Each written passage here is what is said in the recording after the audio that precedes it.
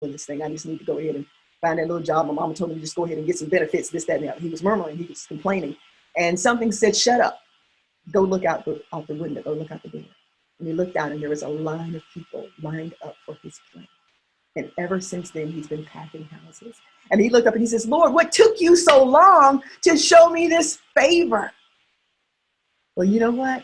That's exactly how our Father does it. Favor does not keep us from having these challenges. No, but what the favor does, it keeps the challenges from defeating us.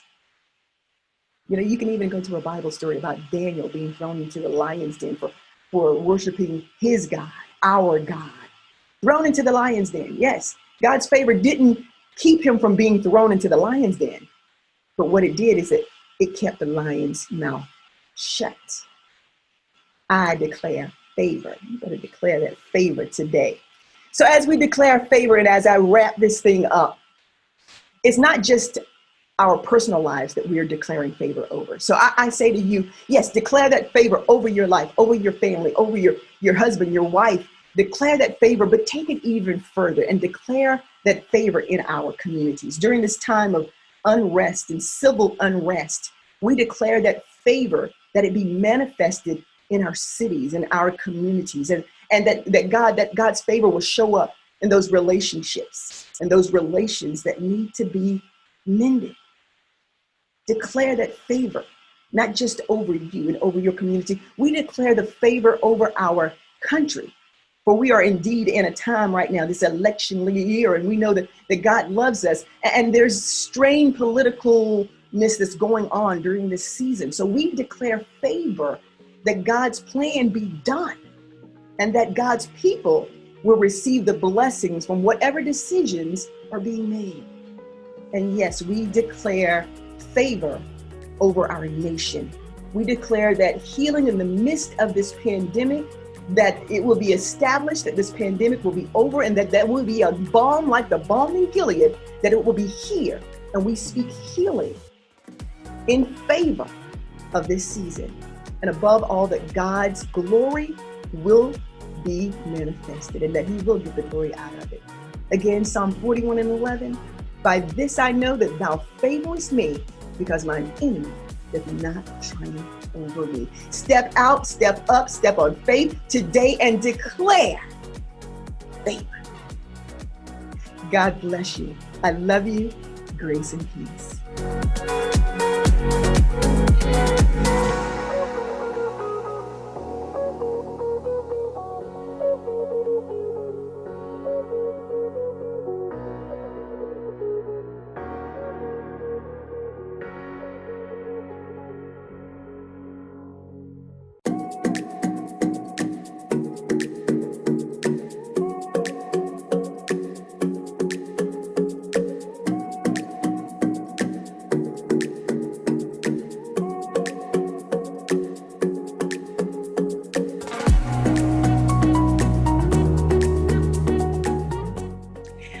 Good afternoon. My name is Lisa D. Jacobs, and I am the founder of Triumphant Life Concepts. And I am just so delighted that Dr. Jennifer Harris invited me to come on her I Declare conference again. And today I am going to just come to you to talk about I declare, don't believe everything that you think.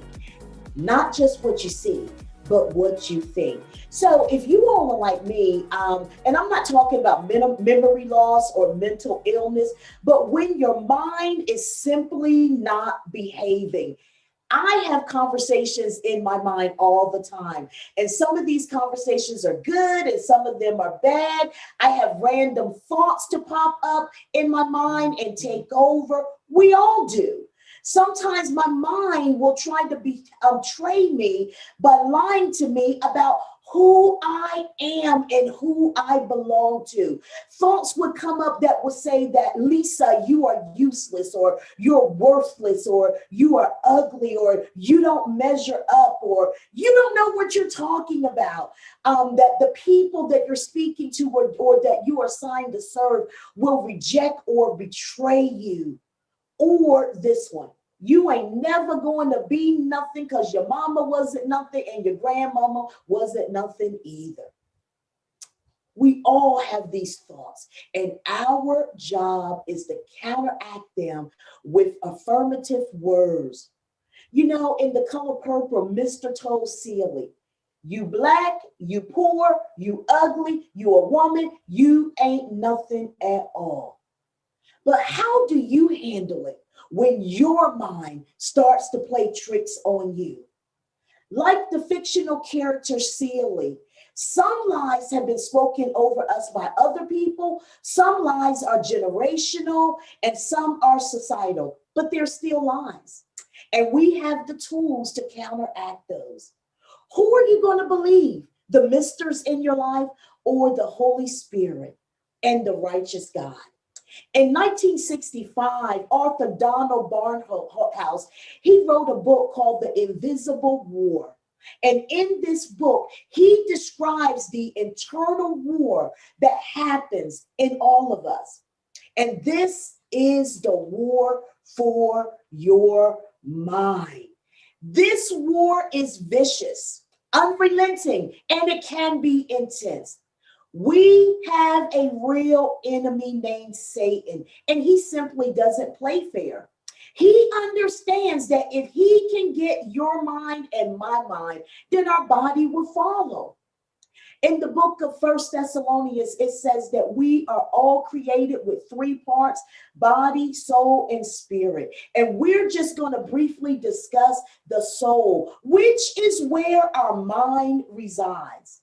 Our soul, though it's unseen, is just as real as our body. Our soul is composed of our mind, which enables us to think, to reason, and remember. Our mind houses our emotions, which enable us to feel real happiness and experience sorrow and anger, relief and compassion. Our soul is where our will resides, which enable us to choose and make decisions. This is key. Our will resides in our soul. Our free will resides in our soul and in our mind. And it enables us to choose and make decisions. It's so important that we know that if the enemy of this world can keep you and I in a state of confusion and despair and hopelessness, then we will not be effective for kingdom service or to build our businesses or to declare things over ourselves. And 2 Corinthians 10:5-7, it declares that we must bring every thought that exalts itself over the knowledge of God into captivity and obedience of Christ. When our mind starts telling the lies that it will, we must counterattack it with the word of God and with affirmations. When we bring our mind back under captivity, our body will follow. If my mind tells me to walk downstairs into the kitchen and eat all those cupcakes that I have down there, I will actually get up and walk in the kitchen and eat all the cupcakes that are there. But I want you to lean in. I want to tell you a secret. That the only thing that became new when when we became Christians was our spirit, not our body and not our mind. And this is the reason why we have to have our minds subjected to the word of God. So there are going to be a couple of steps that I'm going to talk about really, really quickly to help you on this journey of renewing your mind. So number one, pray and meditate. Number two, read books, read your Bible, read affirmations. What you feed your mind becomes your mindset. And then number three, there's a time to be silent, to just listen. Number four, declare and affirm who you are. Number five, test every thought that comes into your mind and begin to ask yourself, is this true? And is this true about you? And then number 6, take every thought that is negative captive.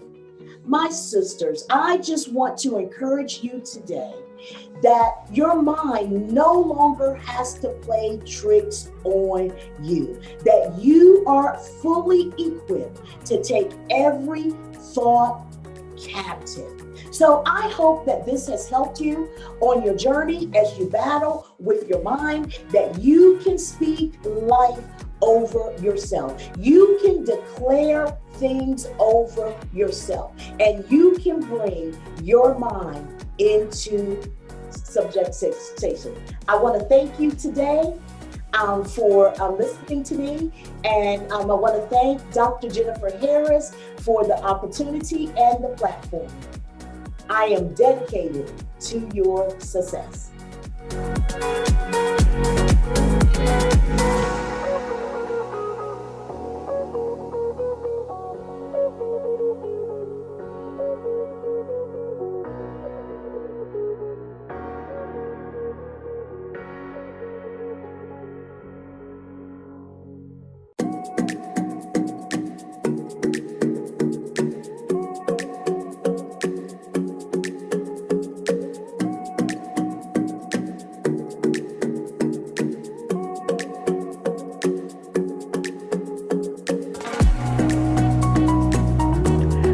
Hey guys, thank you so much for joining us for this special session talking about I Declare. And I am so grateful to Jennifer Harris for inviting me to share with you guys just a little bit about the impact of our words and how our declarations are so important. Now, if you are here, you are familiar with all of the amazing work that Jennifer has done in terms of helping Black women to get their declarations straight, to get in their minds and their mouths those things that they need to be saying in order to move their lives forward. So I'm just here today to talk a little bit about that, and especially to talk to you authors or you aspiring authors who have words that need to be released. We often talk about the fact that your message is so important. Your story is important. Your message is important. And as an author or an aspiring author, you understand the power of words and how those words can be used to shape not just your life, but your business. Now, for those of you who are faith based, you know that words can create and destroy. And if we are going to renew our minds to that life that we know that God has given us, it starts with renewing our mouths. We have to correct those words that are coming out of our mouths.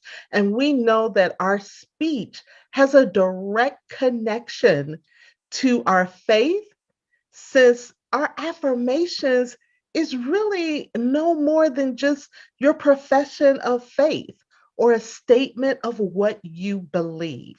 So before I share with you some of my favorite affirmations, especially for authors, I want to just share with you a little bit on how to use affirmations. Now, I don't think there is any one way to do it. And if you have been in this realm, in this sphere of declarations and affirmations, you may already have your way of doing it.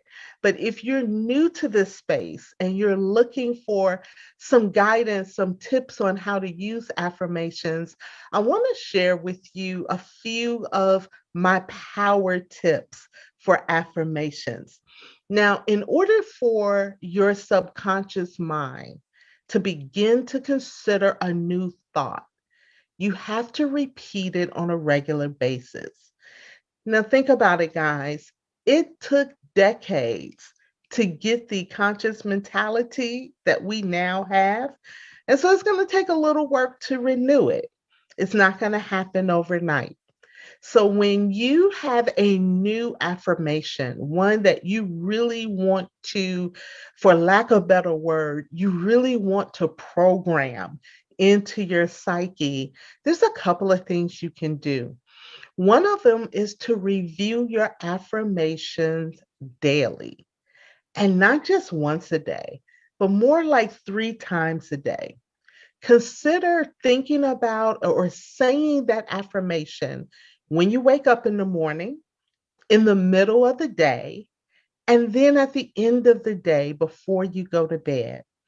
Read them out loud, preferably to yourself in a mirror. Oh my goodness. You talking about just really adding some power behind those words. And I know when you think of affirmations, you think about, oh my goodness, I'm sitting here talking to myself. Yes, you're sitting here talking to yourself. Absolutely. You are talking to yourself. You are encouraging yourself. You are prophesying to yourself. So get that powerful affirmation and repeat it to yourself. Look yourself in the eye, okay? Look yourself straight in the eye and say that affirmation. And then after you say that affirmation, I want you to close your eyes for a few seconds and see yourself in that affirmation.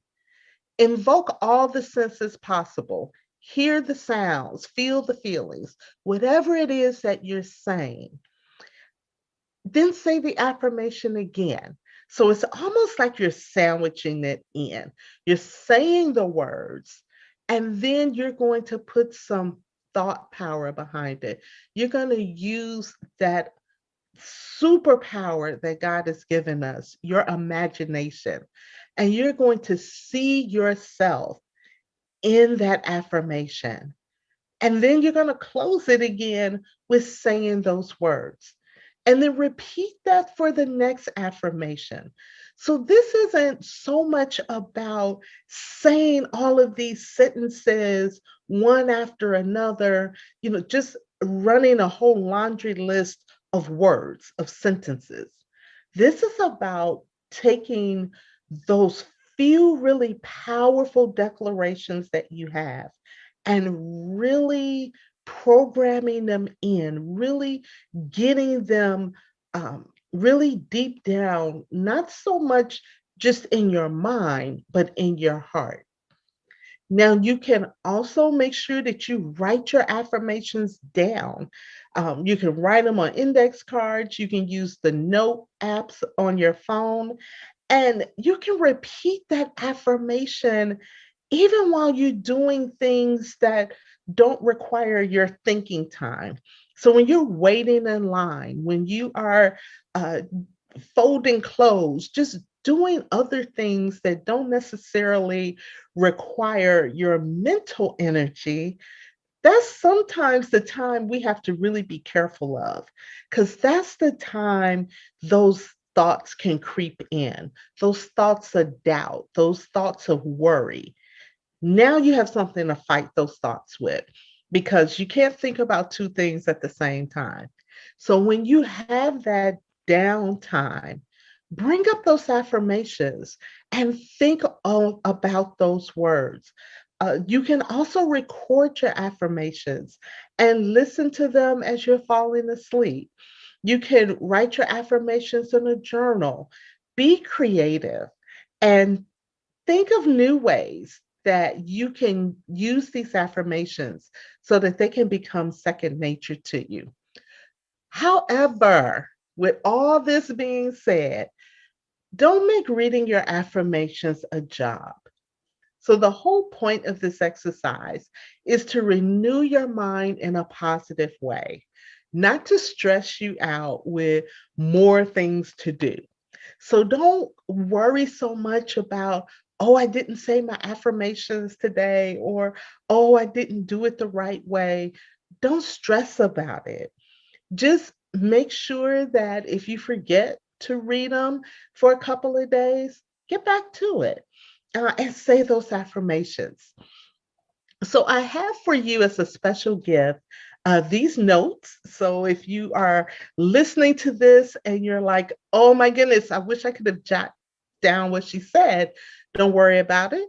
You can get these notes along with the 25 affirmation ideas that I have for authors. Now, they're not just for authors. You can always change these words around and make them more to you. You can customize them to you. But these will help, especially if you are an author or an aspiring author. So if you want this list, you can go to digitalmasteryacademy.com / I declare. Again, that is digitalmasteryacademy.com / I declare. So let's listen to some of these affirmations. I am an amazing author. So if I was doing this affirmation, I would be looking at myself in the mirror and saying, I am an amazing author. And then I would close my eyes for a few minutes and just imagine myself at an event where someone is walking up to me and saying, oh my goodness, Vanessa, your book, Chief Executive Author, really changed my life. You are amazing. And so I would think about that and I would just I would see the room. I would feel the excitement. I would see what it was that I was wearing. And just for a couple of seconds, it doesn't have to be long and drawn out, but just for a couple of seconds, I would put myself in that place and imagine my response to that person. I would see the smile on their face. I would feel their genuine respect, that genuine, love for my book, and that that feeling of being amazing. I am a master of my words. I bring life and healing with my words. Now, with this affirmation, I would imagine myself perhaps talking to someone. And it doesn't even have to be around my book, but I would just imagine talking with someone and having said something, not even thinking about what the words was that I said, but having said something and seeing the reaction on that person's face of, oh my goodness, thank you so much. That really helped me. You guys have been there before. You've had those conversations where you've said something to someone and they were like, oh my goodness, thank you so much. That was healing. Those words that you said brought life and brought healing. And so I would picture that. And then I would repeat my affirmation again. I bring life and healing with my words. There's some other ones here that you may be interested in. I finish what I start. So, for all of you authors out there who have books that aren't finished, I want you to say this affirmation: I finish what I start. And then I want you to picture getting that first box of books, getting that first order of books, opening up the box, picking up your book. Picture the cover, picture your name on that book, picture the feel of it, feel that book in your hand, and then repeat to yourself again, I finish what I start. Here's another one for you. I believe in myself. We believe in everybody else, right? Particularly if you are a woman and an entrepreneur and a wife, a mother, you believe in everybody else.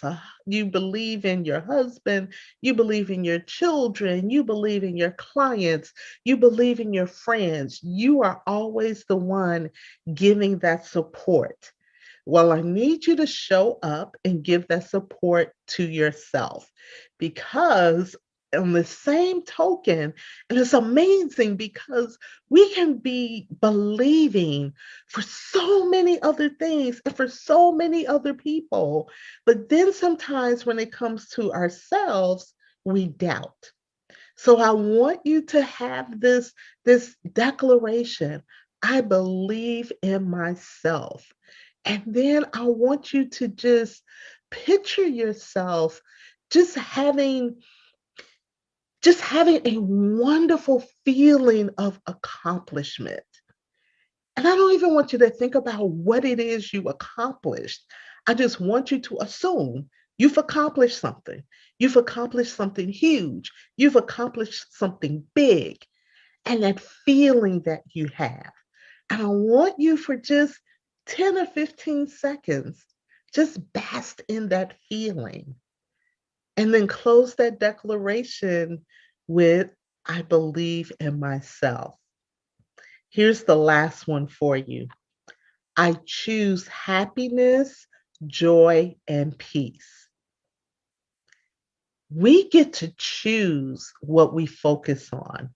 And you will hear phrases like, what you focus on expands. And it's true. What you think about expands. Now, listen, guys, there's a ton of stuff to worry about. There's a ton of stuff. You can turn on the news, and if you have not worried for today, you can turn on the news and you will find something to worry about. And you can choose to be in that state of worry, or you can choose happiness, joy, and peace. Now, that doesn't mean that other things don't happen. It doesn't mean that everything is perfect, but it means that in this particular moment, in this particular time and space, you are going to choose happiness, joy, and peace. And then I want you to think about it. I want you to choose it. I want you to feel that happiness, feel that joy, and feel that peace.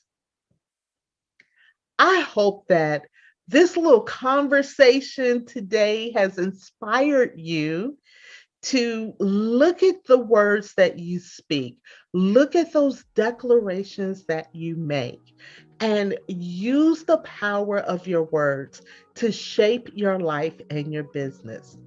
Again, if you would like to get the notes from this particular conversation and that list of 25 affirmations, all you got to do is go to digitalmasteryacademy.com/I declare. Again, digitalmasteryacademy.com/I declare. All right, guys, thank you all for being here. And listen, this summit, I'm sure you have found it to be amazing, and it is not too late to let somebody else know about it. So make sure you share this information, share this summit with someone that you care about. My name is Vanessa Collins, your certified digital marketing strategist and chief executive author.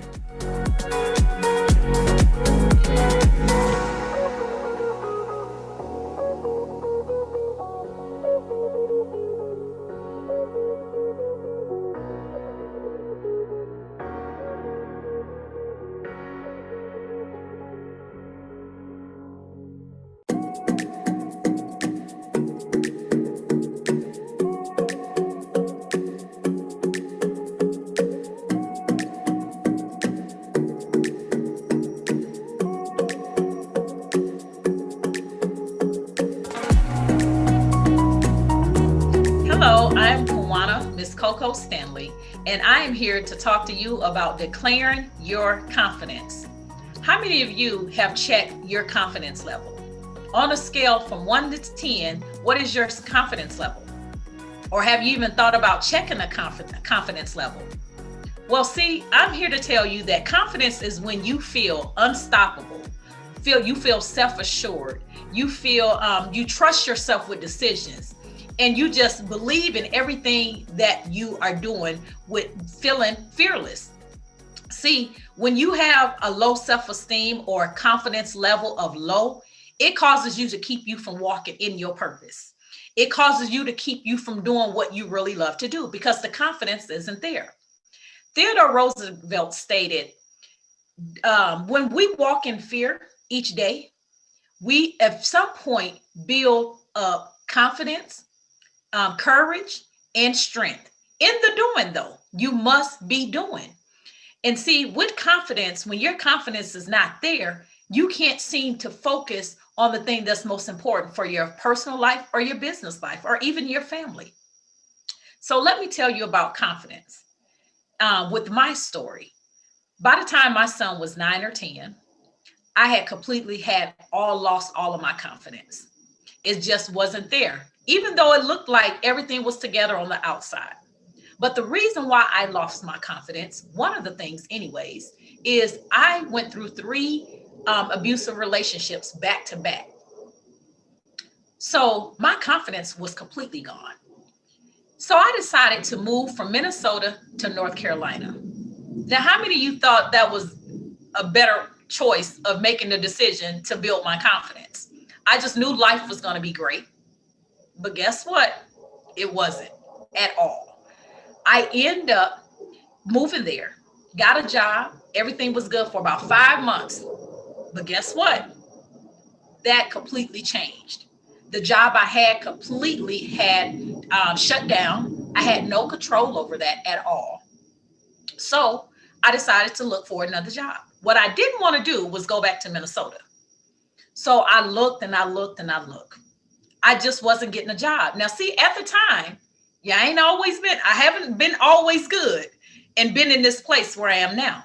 I had something on my record that I could not, at that time, couldn't get off. Thank God it is gone, but I couldn't get a job. So I went into a deep depression. I didn't believe in myself at all. I felt like life was giving up on me.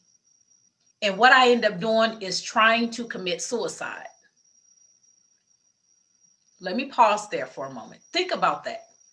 Has life ever gotten you in a place where you felt like throwing in the towel? You felt like life wasn't there for you. So when I did that, I knew I started thinking about, how was I going to feed my child because I didn't have a job? So it sent me in that depression stage of wanting to just leave everything behind. But I knew in my heart I couldn't do that. And I thank God I didn't do it, or I wouldn't be sitting here today with you. I didn't want my son going through life struggling with depression because of a choice I made, a temporary decision at that. And so I didn't want to leave that burden on my family. What have he have thought if I did that? How was he going to even make it through life? So I had to make an adjustment in my life by changing the way I was thinking. So I got myself together. I picked myself back up and I made the decision easier thing was for me to go back to Minnesota. I didn't want to do that because that time I looked at for validation from family and friends. I cared what people thought, what was they going to say of me failing or I didn't make it. And here I am back in Minnesota. So I went back anyway. When I went back to help put myself back up on a positive track, I went back to school and got my second master's. Now, when I did that, I felt a little bit better now about my confidence. I wasn't totally already all the way at 100 with my confidence, but I was better than where I was at. I felt good about myself. I felt, proud of myself, and that I was getting back on the place that I was aligned to do for my life. So I'm here to tell you that confidence can be built back up, but you have to recognize it. So that's what I'm here to tell you today about recognizing your confidence when it's low and what to do. So the first thing you need to do is be aware. Now, what is be aware? Well, thanks for asking. Be aware is when you need to recognize when your confidence level is low. You need to make the adjustments that you need to change it. You need to start checking your confidence level every day And just seeing, by doing that, is basically seeing where you are with your confidence, how you feel. You're tapping into your inner self. So you must make the adjustments that's needed. So being aware is number one. Number two is balance. Now, when we're talking about balance, you need to be able to tap into your mind, your body, and your soul, all of that. And by doing that, you need to do prayer and meditation every day. Do that before you start your day. Tap into all of you first. It's more of a self-care from an inner standpoint, not an outside standpoint. It's easy for us to fix the outside, but we need to tap into that inside, change that inside, which will change everything else. Number three, number two, with being balanced, you also need to add affirmations in there after your prayer and meditation. If you're not writing affirmations down, please do. Put them on a sticky note, put them everywhere where you can see it when you walking through your house, even in your car. Writing down affirmations will give you the mindset to start changing the process of how you think about yourself, so that you can continue to try to have the confidence that you need every day going through life. You need confidence every day. It's a battle every day to fight to keep that, because life will throw things in your way that'll slip that confidence down. See, some of the things that causes your confidence to be down is life circumstance or situations, such as death, such as trauma, such as abuse, such as humiliation, just different changes that happen in life. So you need to know how to recognize when it's low, change it, adjust whatever you need to adjust to make sure your confidence is at a level where you can continue to progress and process the things that you need to do on your day-to-day basis. Number three, so we got be aware, we got balance. Number three is becoming. What is becoming? Well, becoming is being able to see the results of the changes that you have made in step 1 and 2. Now, if you're not seeing those results, and you've been trying this thing for a month, 2 months, you got to ask yourself, what is it that you're not doing to see those results? Results will come whether you're doing it or not doing. So if you're not seeing results, it's because you're not doing something. Are you practicing what you should be practicing to build your confidence every day? Not sometimes, not once a week, not once a month doing affirmations. That ain't going to get it. So are you becoming the person you want to be? Are you seeing those results? Number 4 is be happy. When being happy, you got to own your happiness from the inside out. Now, if you haven't got the happiness on the inside, of course, you're not going to be able to display that.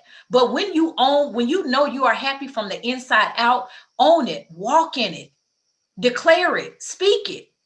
Don't dim your light for anybody. It does you no good. Let your light shine if that's what it is, it needs to be. Eventually, the people that don't belong around you will move away because that light, they can't deal with it. So be happy and own your stuff. One of the best outfits you can wear is confidence. When you wear that confidence outfit, you own it, you rock it, and you walk in it.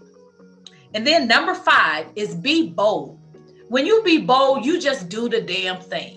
You walk being fearless. You walk being happy. You walk being bold. You step outside of your comfort zone. You step out on faith when you are bold. And those are the 5 things that you can do to start declaring and walking in your confidence.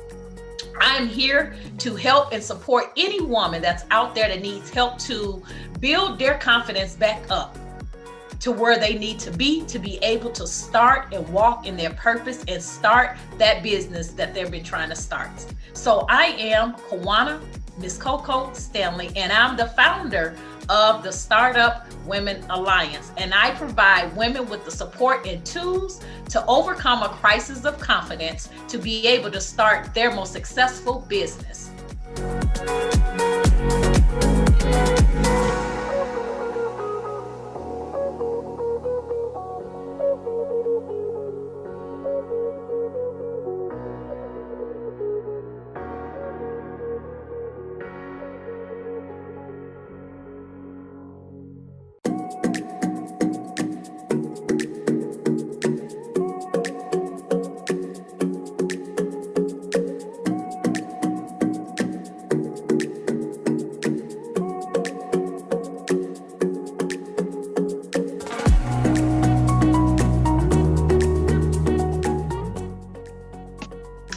Hello, my name is Susie Lynette Sanders, and I am excited about the Black Women's Summit. This session, the Black Women's Declaration of Independence. Declare for your life. I declare that I will be happy at all times, or at least 93% of the time. I am thankful, grateful, and blessed. I declare that my life is fulfilling. I love life. I declare that I am not too old to learn something new. I declare walking in excellent health at all times. I ask that every woman take time for yourself, even if you have to schedule it on your calendar. There is only one of you, so remember that. Declare your life and happiness. Declare for your family. I am a child of God. It includes being a wife, mother, grandmother, sister, and aunt. I declare that my family will spend more time together. Make sure that you pass on wisdom, knowledge, and history to the next generations. Ask for and declare wisdom in every area of your life and for the lives of your family members. Declare excellent health and blessings for your family. Declare for your business. I am a businesswoman. I declare that all my thoughts and efforts lead me to the success I desire. Set short and long-term goals. Write down your goals. When you write down your goals, be specific with details. Write down how you want them to be and set dates for your goals. It is okay if you have to change the dates. Just make sure you have the dates with the goals. Place copies of your goals in multiple places so that you will constantly see the goals each day. Have a vision board that you see daily also. Make sure you have business affirmations that you speak forth each day. I declare that I attract success and happiness. Declare for your bank account. Pay yourself every time you receive money.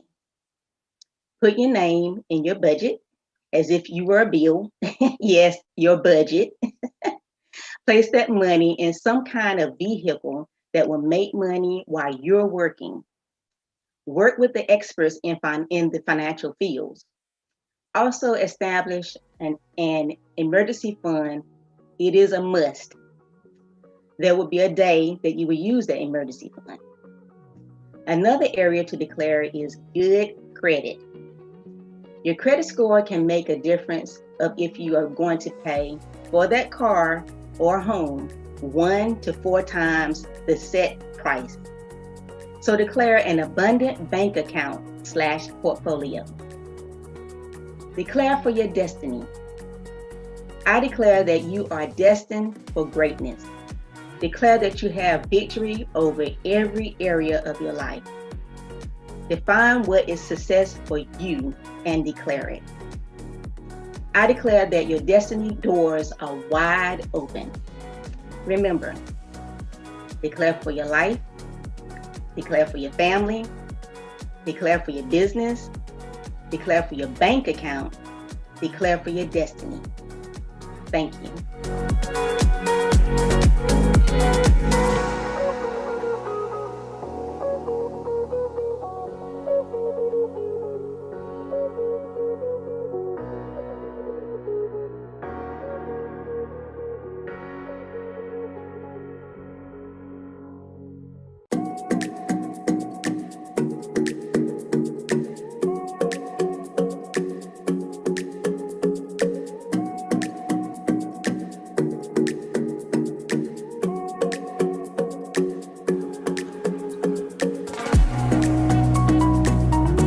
Hello, I am Jackie Dove Miller. I'm honored to be one of your speakers for today. So let's jump right in. On this day, I declare you were born for greatness. Most people, when they're kids, recognize their greatness. They truly believe they can be superheroes. They see beyond their human limitations and dream of stepping into their power. However, as life begins to intrude on their psyches, kids learn from their environment, from their relationships, and from societal expectations that they are limited in just how far their talents can take them. Not everyone, but most will conform to societal expectations and leave their dream worlds behind. Well, I'm here today to tell you that you have greatness within you, every one of you, and you can find that power you felt as a child once again. Martin Luther King put it this way: everyone has the power of greatness, not for fame, but greatness, because greatness is determined by service. Dr. King was pointing out the fallacy of how we think about greatness. We mostly see it through the societal lens, excellence in performance that brings fame or celebrity. But greatness can come in any form, where you hone your personal gift into something that brings light into the world. You must shine your light in order to bring light to others. Bringing light simply means lifting or helping to mend the spirits of others by sharing your gift in an authentic way. Spiritual teacher Iyanla Van Zant says to be authentic, you must simply reveal your true self by being willing to live without pretense or defense and being aware of acknowledging your divine uniqueness. When you walk in authenticity, you draw people to you. That becomes your superpower when you seek to tap into your greatness. Let me sidetrack here for a minute to discuss what Miss Van Zant calls your divine uniqueness. You may have heard the song lyrics, "What God has for you, it is for you." Well, that's what she's alluding to. Your gift is your greatness. Nobody has been assigned the same divine task as you. Your job is to love your gift, embrace it, acknowledge it, and use it. Don't hide it or diminish its importance by comparing it to the gift of others. You may have the same talent as someone else, but they'll use theirs differently. That does not make your talent or gift less useful. The service you have been called to is for you alone. Different does not equal better. The poem Desiderata says that when you compare yourself to others, it will either make you feel less than or give you the big head. Either way, you do yourself a disservice, and in so doing, you dishonor the gift and the gift giver. You must simply do you and walk boldly into your special anointing. Because we spend our lives busily raising families, climbing the ladder at work, and eking out a modicum of success on a personal level, oftentimes our gifts lay dormant or even go undiscovered. When we finally sense that something is missing in our lives because we're not sharing our gifts, we start to feel a restlessness and urge for more. But because our childhood belief in our own greatness has been smothered by life and time, the voice of negativity whispers, "You can't do that," to our longings. This pushes us into a place of fear of failure, of rejection, of being laughed at or criticized. Some who know they have a special gift but choose not to hone it to excellence do so because of their fear of success, fear of standing out, and therefore being different and no longer able to blend in. That fear keeps them playing small. Spiritual teacher Marianne Williamson said it best in her book, A Return to Love, in her excerpt entitled Our Deepest Fear. She says, "Our deepest fear is not that we are inadequate. Our deepest fear is that we are powerful beyond measure. It is our light, not our darkness, that most frightens us. We ask ourselves, who am I to be brilliant, gorgeous, talented, fabulous? Actually, who are you not to be? You are a child of God. Your playing small doesn't serve the world. There's nothing enlightening about shrinking so that other people won't feel insecure around you. We are meant to chance. We are meant to shine as children do. We were born to manifest the glory of God that is within us. It's not just in some of us, it's in everyone. And as we let our own light shine, we unconsciously give other people permission to do the same. As we are liberated from our own fear, our presence automatically liberates others. So you see, greatness is your responsibility. It's your way of honoring God for having trusted you with your special gift. Now, I know that fear is a powerful deterrent, but most public speakers will tell you that to overcome fear, you must run headlong into it. Former First Lady Eleanor Roosevelt put it this way: you gain strength, courage, and self confidence by every experience in which you look fear in the face. You must do the thing you think you cannot do. So let's start with my own fear confession. I want to be a nationally known spoken word artist, to travel the country inspiring women and maybe a few men with my poetry, but fear sabotages me. What am I afraid of? Two things. One, that my memory will fail me while I'm performing, and two, that my life will no longer be my own. I'll become overwhelmed by my own success. For now, I've settled for just taking whatever engagements come my way. I don't try to market myself, but with each engagement, I am exhilarated by the opportunity and humbled by the response of the audience. Then I get that nagging feeling that I need to do more.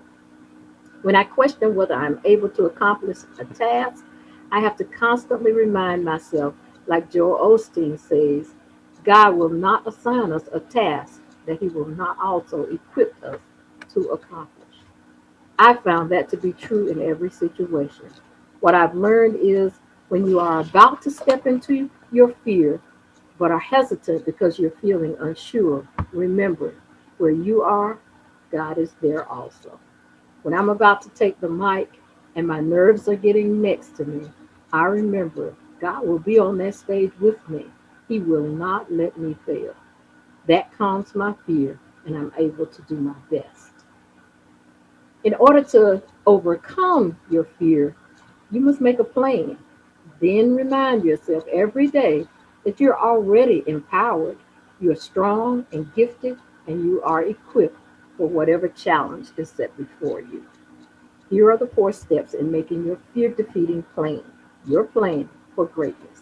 Number one, look at your abilities objectively. That is, list all the gifts you have without false modesty. Number two, tell the truth about which gift is your best. And when you do it, it brings you joy. Number three, devote your time and energy in developing that gift. And number four, find a way to make someone else's life better by sharing it. That's where your greatness lives. That is, when you answer that inner call to shine and then share that shine with others for the sheer joy of it, you know inside that you are doing the work God put you here for. A Course in Miracles suggests that you know you're tapping into your greatness when sharing your gifts brings you perfect peace. When you know inside you that nothing is impossible and you sense the strength of God abiding within you. Your gift is the source of your greatness, and God is the source of your gift. When you believe that, there is nothing you can't accomplish. Keith Ellis, author and inspirational speaker, says, if you want to make your dreams come true, wake up. Wake up to your own strength. Wake up to the role you play in your own destiny. Wake up to the power you have to choose what you think, do, and say. So every day when you wake up, direct your thoughts towards sharing your gift, not for fortune or fame. Both may come, but that should never be your only intention. Your intention should be simply to hone your gift and use it in the service of others. That's when you become the superhero you knew you could be all those years ago when the child in you could fly. I started this talk by saying that everyone has greatness inside them. I'm ending it by reminding you that not only is that greatness there, you were born especially for that. And because I'm a poet, I'll leave you with my original poem that sums up all that I've said today. The poem is entitled, I Was Born for Greatness. I was born for greatness. At home, at play, on the job. I didn't pray for greatness. I was a thought in the mind of God. So when troubles came, singing rains refrain, I kept the faith that God's master plan was for my good, and at each rainfall would be understood by and by. I felt my greatness, but when people thought I ought to conform, I questioned, I doubted, I searched and cried. I wondered about the passion inside, if it was truly God's gift given me to uplift, forgetting that the door at which I only stood was open long before by the shedding of blood. So I sat on my talents instead of soaring like I should. But again, God called me to greatness, and this time I believe. He breathed my name, planned my game, and cleared the lane for my success. So instead of wallowing in life's pain, I stood and claimed my resurrection, tearing myself from the trap of fear, freeing my mind from the grasp of doubt, and finally stepping out on the premise that if I was born to be great, I'd better get started and stop these half-hearted attempts at fitting in, content with mediocrity. To claim my greatness, I let go the facade that choice was involved. No, I know my greatness was destined as a thought in the mind of God. Now, go out there, claim your greatness. Thank you.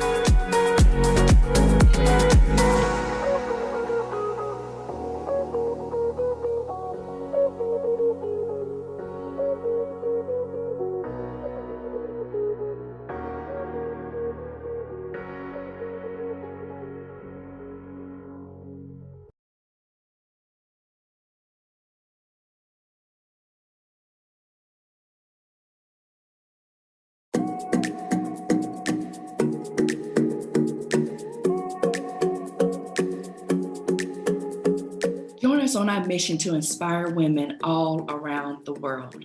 My name is Dr. Jennifer Harris, and I'm a two-time suicide survivor. I'm also RE/MAX Hall of Fame real estate broker, entrepreneur, best-selling author, coach, and mentor. And one of the things that I realized on this journey is that as women, we need to be inspired. We need a sisterhood that will come together and help us declare more. Because as women, we can do more and we can be more. And it doesn't make me feel comfortable talking about being a suicide survivor.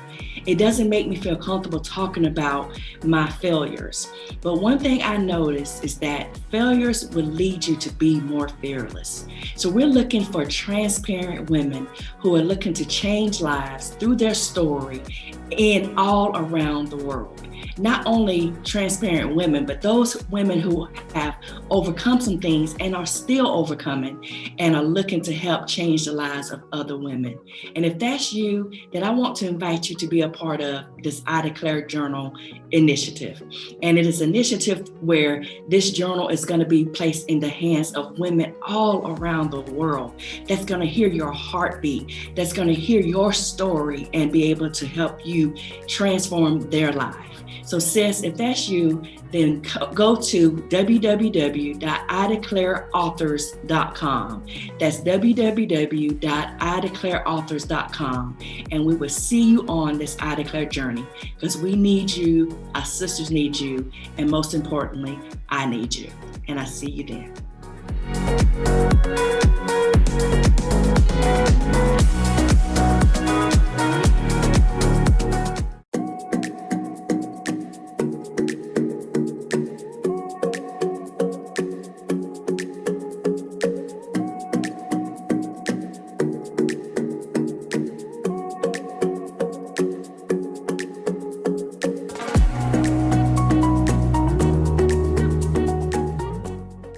Great morning to all of you. My name is Karen Harris, and I am coming to you from Tampa, Florida. Can you get excited about this amazing weather that we're having in Florida? Well, I want to thank Dr. Jennifer Harris for inviting me to be a part of the I Declare Nation. And so, ladies, I declare to you today that we have to love the work. We have to love the work as much as we love the vision. What do I mean by that? Let me take you on a journey. So many of us, we have amazing ideas, we have amazing vision, we can see where God has called us to be, we can see where our children need to be, we can see. We can see the millionaire status, we can see the blinged out shoes, we can see the fancy trips.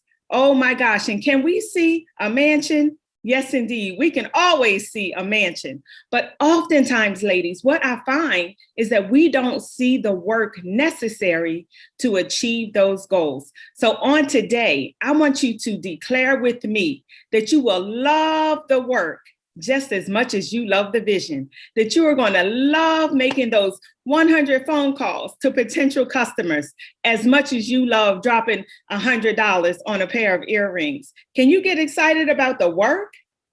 Yeah, that's the tough part, right? I often tell my daughters, I said, it's the diligent hand that creates wealth, and diligence implies work. It implies that we are going to work. So let me tell you about a few hard workers that maybe you know a little bit about. I was looking into some stats on Michael Jackson and how many hours he prepared for a concert, for a tour. It's a staggering amount of hours that he put in, the work he put in, 10,000 plus hours over the course of a lifetime, preparing for world-class tours. And the show we know only lasts about an hour and a half, right? So 10,000 hours of work for 1 hour on stage. Yeah. Next, I looked at Michael Jordan. It's the MJ world here.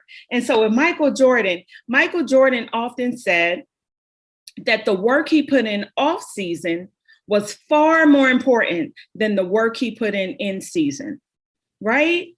So Michael Jordan's habit of work was a typical 5-day a week, 5 hours a day. Or let me say it this way, 5 hours a day, ladies, 5 times a week. That was in the off season when he didn't even have to perform.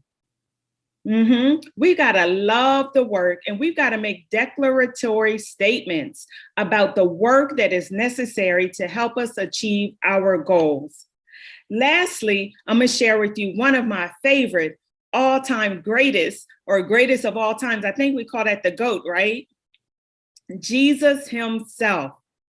OMG. Jesus prepared for 30 years to do a work that only lasted 3 years. Now that's called getting excited about the work.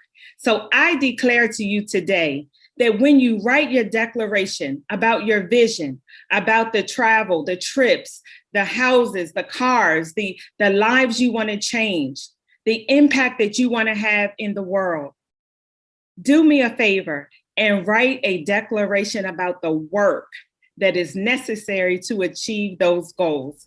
I declare that I will contact this many people, however many times a week. So if it's 200 people every single week to help you achieve your goal, I want you to write a declaration statement about that. I declare that I will work 70 to 80 hours a week if that's what is necessary to achieve my goals. I declare that I won't eat carbs if that's necessary to achieve the goal of ketosis. So whatever your goal is, I want you to make sure that you have a couple of corresponding work statements that you're going to make a declaration about. Ladies, this is going to help you to overcome the hurdle of doing the parts of the vision that you hate so that you can achieve the parts of the vision that you love. Again, my name is Karen Harris, and I want to thank you so much for inviting me to declare with you success over your life.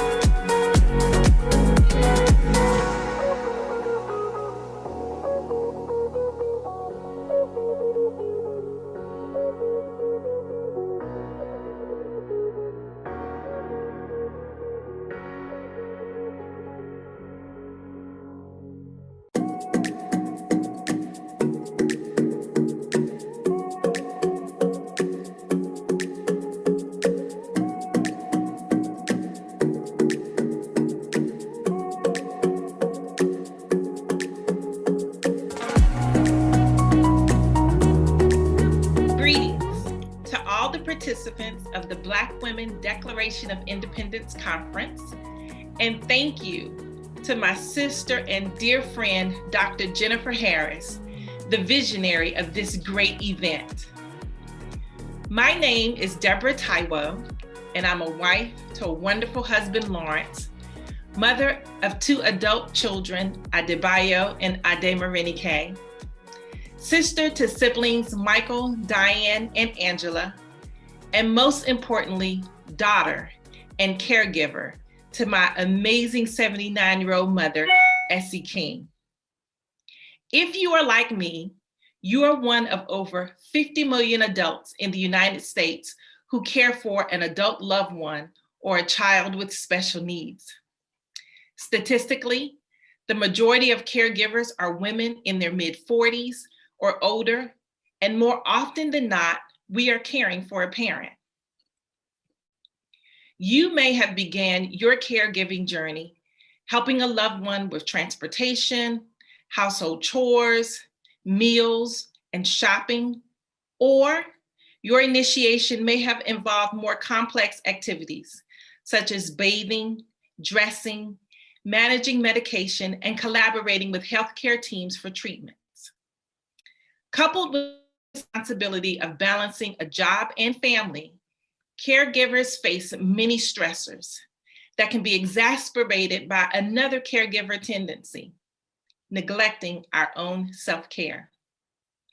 So on behalf of caregivers, past, present, and future, I declare courageous caregiving. I define courageous caregiving as being willing and ready to face your fears, your fallacies, your feelings of inadequacy and uncertainty, to provide assistance and support to a family member or friend who has a physical, psychological, or developmental need. At its core, courageous caregiving is embracing the assignment of caring for your loved one as a blessing, not a burden, and facing every challenge fearlessly with a whole lot of humor and an unconquerable faith. My courageous caregiving journey began in early 2018 when my mom was diagnosed initially with Parkinson's disease. I was driving back and forth to Winston-Salem bi-weekly to take her to doctor appointments and physical therapy sessions as she gradually and eventually her independence and ability to care for herself. In December of 2019, pneumonia, I moved my mom to our home. Immediately, there was a whirlwind of coordinating in-home care team of specialists, a care nurse, speech, physical, and occupational therapists who came twice a week for 6 weeks, as well as a CNA who provided care on half a days so that I could work full-time at a company that I had just joined 8 months prior.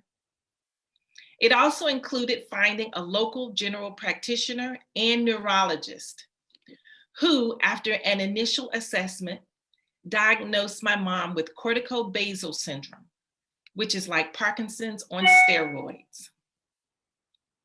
Making a commitment to caregiving and carrying out that commitment through our intentions, decisions, and actions has a profound impact on us as caregivers. I am very purposeful in managing our physical and mental health and overall well-being.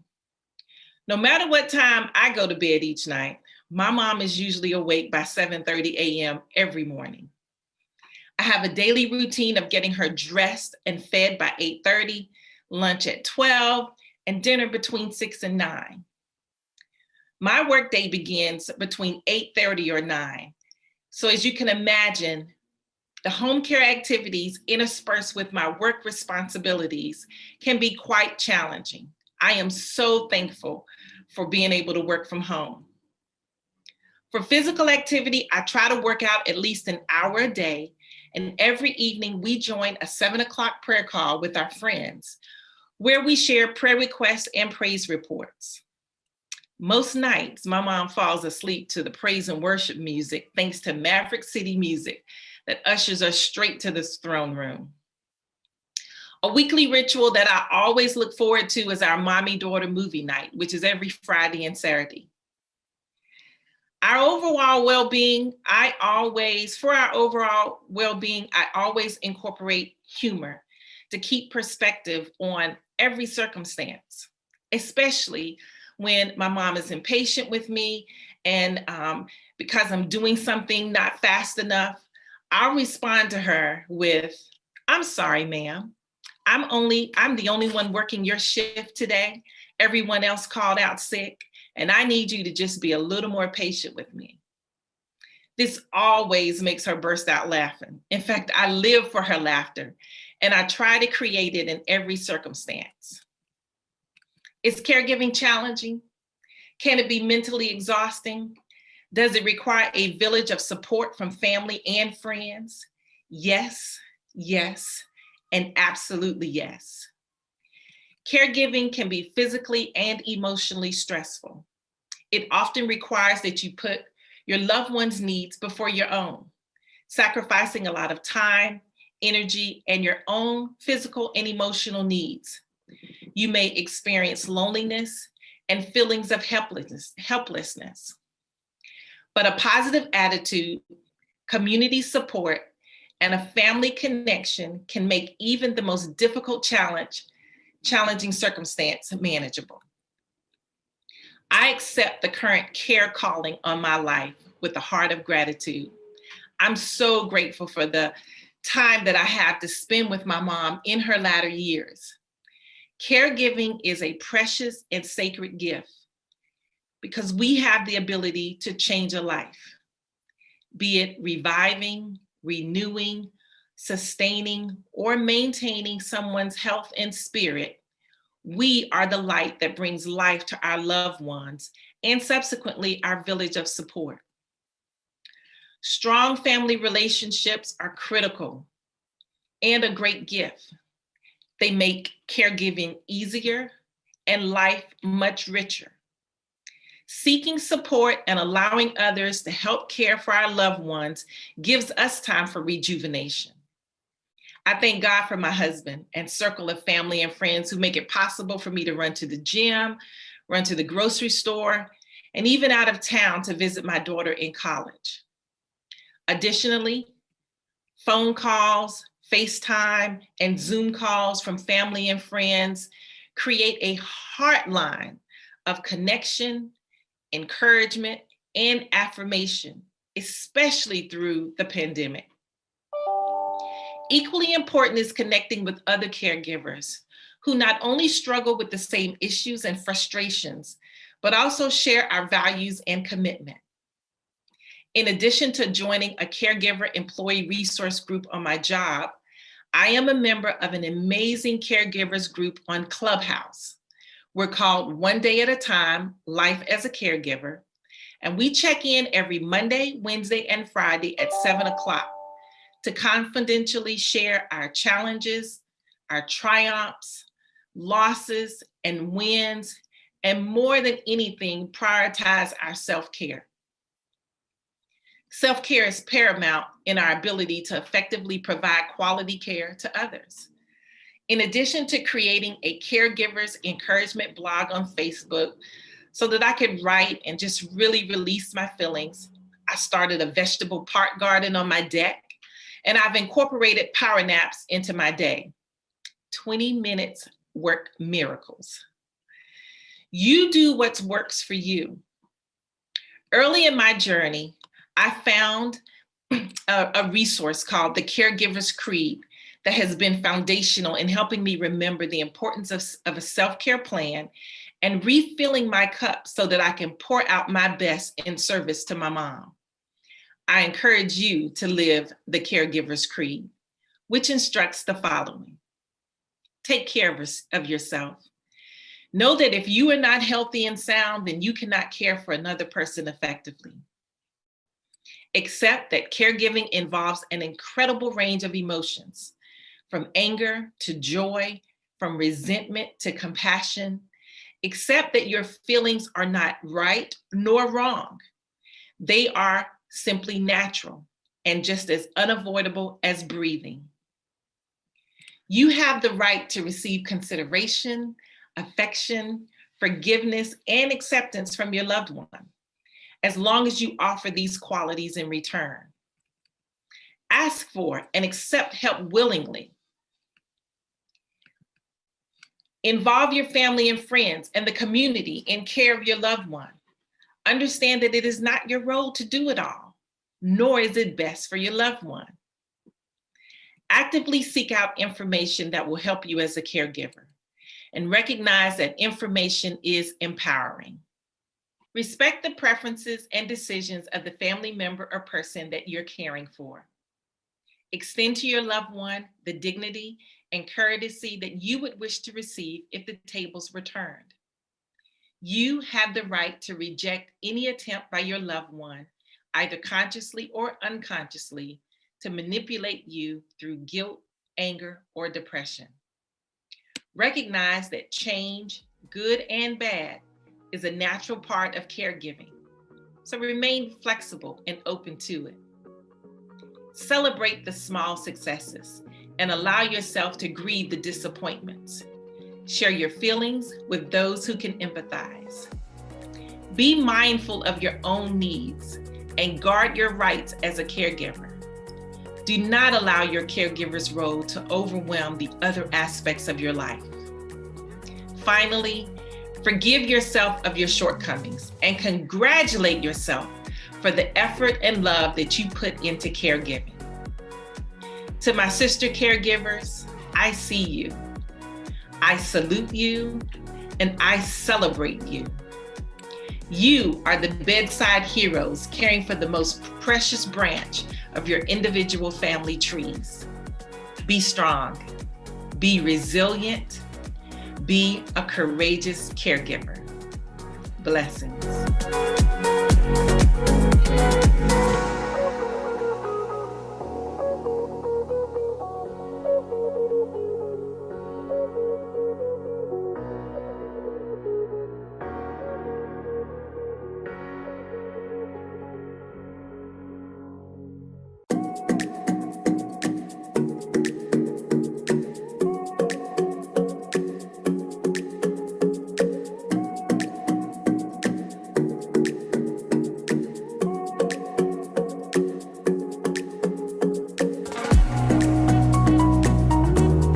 Hi there, I'm Kim Warren Martin, and I'm the creator and lead consultant with Reignite Her Light, where I have the awesome honor of helping high-performing women recalibrate so they can make the impact they want to make in the world.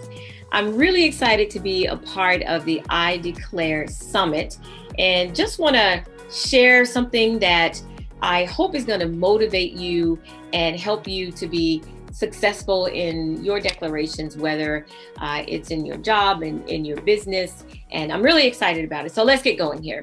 The title of my talk here is Tuning Your Mind for Success. And the reason I say tuning your mind, because success is an inside job, and much of it is a mental thing. And everything in our lives begins with a thought. It's conceived first mentally and then naturally. Even the chair I'm sitting in right here, someone thought of it and went through the process of creating it, and now it's in the physical. So when I want to sit down, when you want to sit down, we trust that the chair is going to be there. But the chair was a thought before it was ever something that we could sit and lean and depend on. A mentor of mine always says, wherever you are in life, your mind got there first. Think about that. And if you are in a place where you're not excited, or you want to be in a different place, or you're just not where you want to be, think about the fact that wherever you are in life, your mind got there first. So your mind, wherever we focus our thoughts on, is where our energy goes. And that's the direction in which we're pulled. So again, success is an inside job. So let me just share a little bit about our thoughts. Research has shown, and we're not excluded from this, that we have anywhere from 12,000 to 70,000 thoughts a day. Just imagine, that's a lot of thoughts processing through our brains. We have a lot of thoughts. That 90% of those thoughts are negative. So imagine that you're thinking all those thousands of thoughts and just constantly reprocessing and programming negative things into your subconscious mind. And of those 90% that are negative, 70% of them are the same. So we're not spending our time thinking a lot of positive thoughts. Even if you're saying affirmations and those things like that, most people spend a lot of time thinking about what they don't want versus what they want. So negative things. So that's, again, why I say success is an inside job. And a big question is, what thoughts are you thinking, given all that information that we think, all those thousands of thoughts, 12,000 to 70,000, 90% are negative and 70% are the same. So what thoughts are you thinking? Do you ever take the time to think about what you're thinking about? There's a quote I love by Byron Katie that says, "Don't believe everything you think." And to me, that's quite profound, especially given the fact that 90% of what we think is negative and 70% is the same. So don't believe everything you think. You want to start to question your thoughts. And on top of that, not just what thoughts are you thinking, but whose thoughts are you thinking? Are the thoughts that are processing through your mind, all those thousands of thoughts on a daily basis, are they yours? Or were they passed down to you? Is it something that you saw on TV, your favorite TV show, that you got from your best friend, your best girlfriend, your best buddy? Where did those thoughts come from? Were they passed from your parents? It's something to think about, right? Again, Byron Katie says, don't believe everything you think. And Tony Robbins has a quote that says, success without fulfillment is empty. Well, if we're thinking 90% of thoughts that are negative are 90%, then it's very challenging to be in a space of fulfillment when all you're processing is negative things. So that's kind of setting the foundation for what I wanted to talk about. And again, why I say success is an inside job, because it has to do with our minds. And believe it or not, we can be conscious. Our conscious minds typically really only control a very small percent of what goes through our mind. So it's the subconscious mind. And that's what we're going to talk about here. You want to see it and be it, do it, and have it. So how we see things matters. It's really important. I touched on this a little bit, but the thoughts that we have, they tend to form our beliefs. Our beliefs then drive our feelings and our emotions. And from all of that, that determines the actions that we take. And not just the actions that we take, but interactions that we might have with other people, and interactions even with ourselves. How do you interact with yourself? How we see things really matters. And the other thing with that is that it can also impact your health and your life. So if you have a healthy mind, you think healthy thoughts, then that's going to drive you to have healthy beliefs, good feelings, happy emotions. You're going to be in a space where you can actually take, inspired actions, and that's going to help your health and your life. So how we see things really does matter. Now, why we see things the way we do. Why do we do that? Well, a lot of things are passed down from our families. You may have some norms in your family and in our different cultures. It may be, culture could not necessarily just mean our ethnicity, but also even from state to state in the United States, or in another country from province to province. So all of those things matter. What's happening around us culturally, that's happening. That's also helping to form our thoughts as well. The friends we hang around with, and, there's a saying that says that you are the product of the top 5 people that you hang with. So think about the top 5 people that you spend the most time with. Are they positive? Do they say positive things? Are they engaged in positive actions? Are they encouraging? Are they helping to support you in whatever endeavors you may be a part of? Those are the kinds of people that you want around you. Those that tell you you can do it, girl, you're invincible. I mean, if you need to learn something, do they support that? Those are the kinds of people you want around you versus people who are saying, why would you want to do that? Or what sense does that make? I've had those experiences, and I'm sure you have as well too. But it's not that we have to get rid of those people, but we might need to not share everything with them or kind of interact with them from a distance. So you want to be surrounded with people who see things that can help you, support you, and help you to see things a little differently than you do, or at least believe in you. Another reasons why we see things the way we do might have to do with our religion or our church or careers that we've been in. Various industries have certain norms and sayings and topics and habits and patterns, and that can also influence your thoughts as well.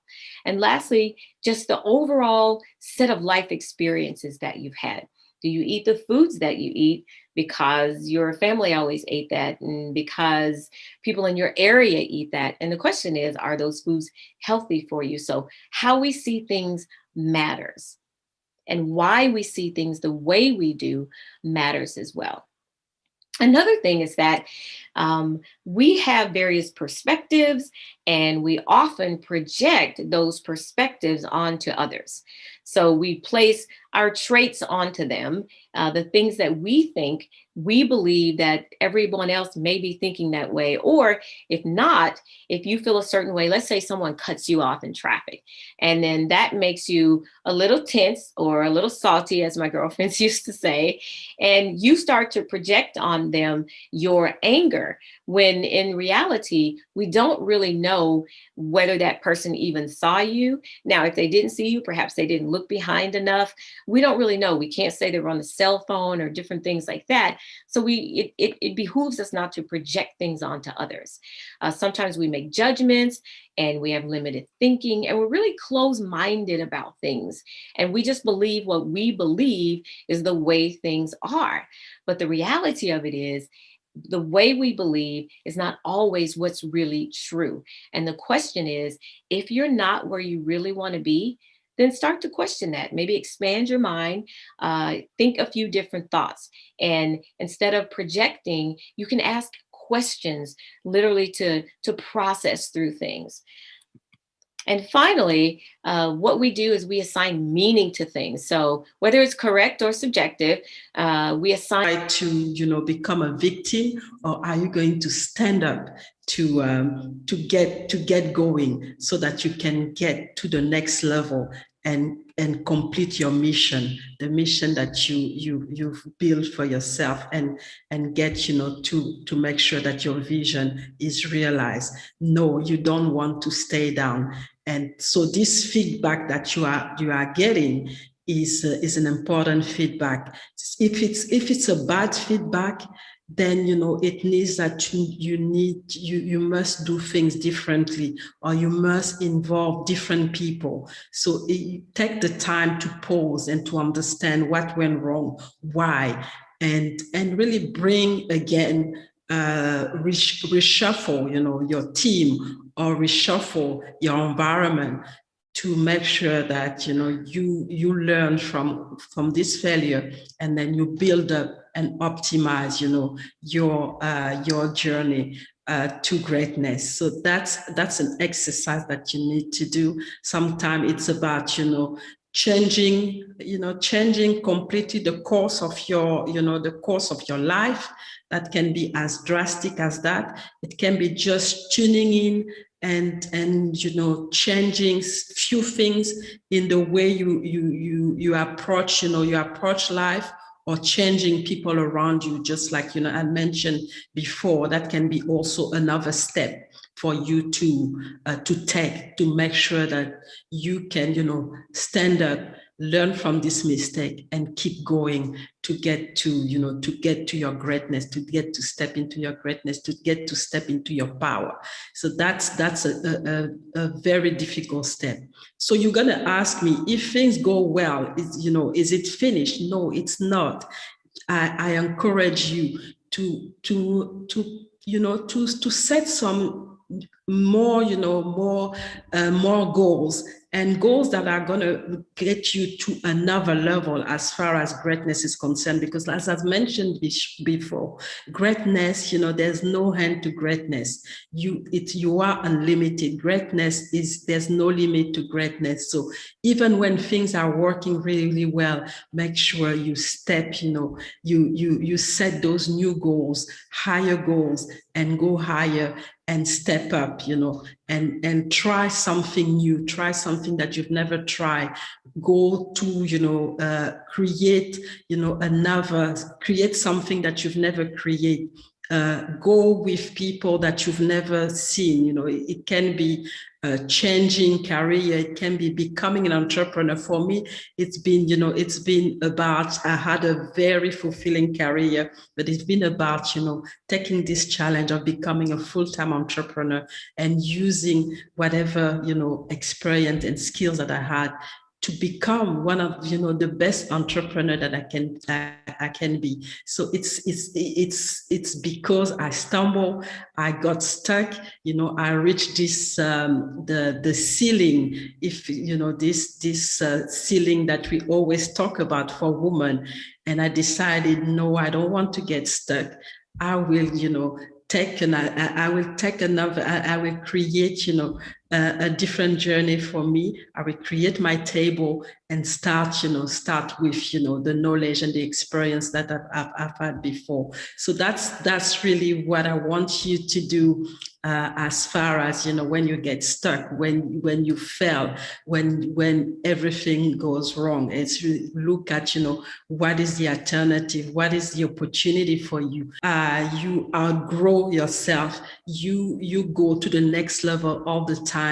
If you fall, you reassess and start to get back on your feet.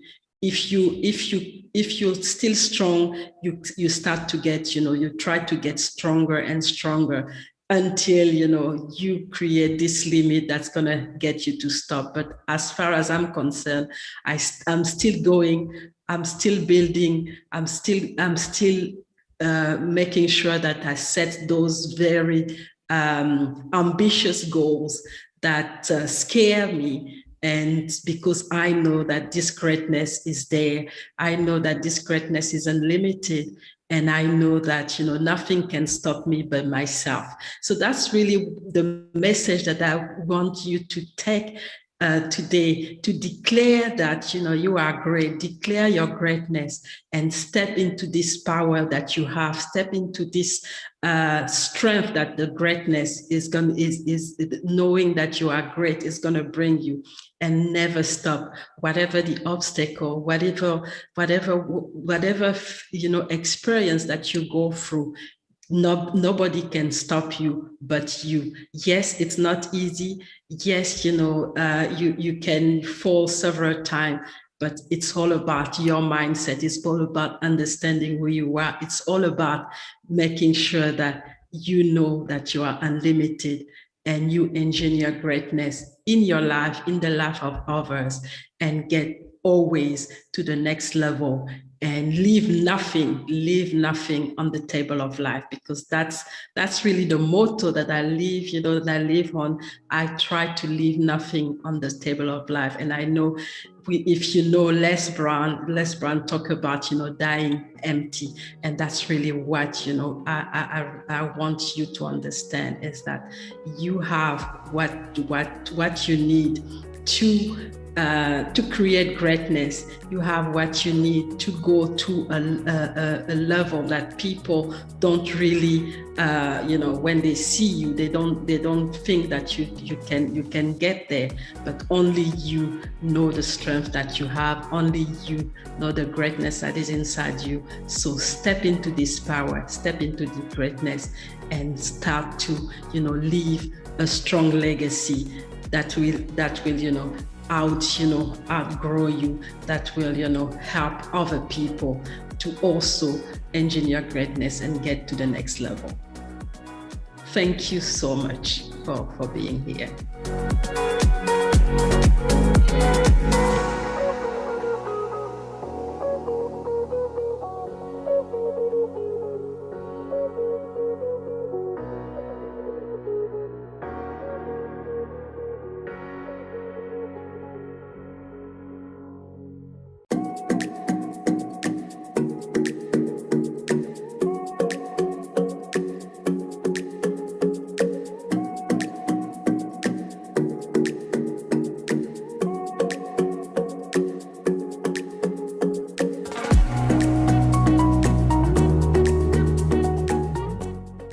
Autobiography in 5 Short Chapters by Portia Nelson.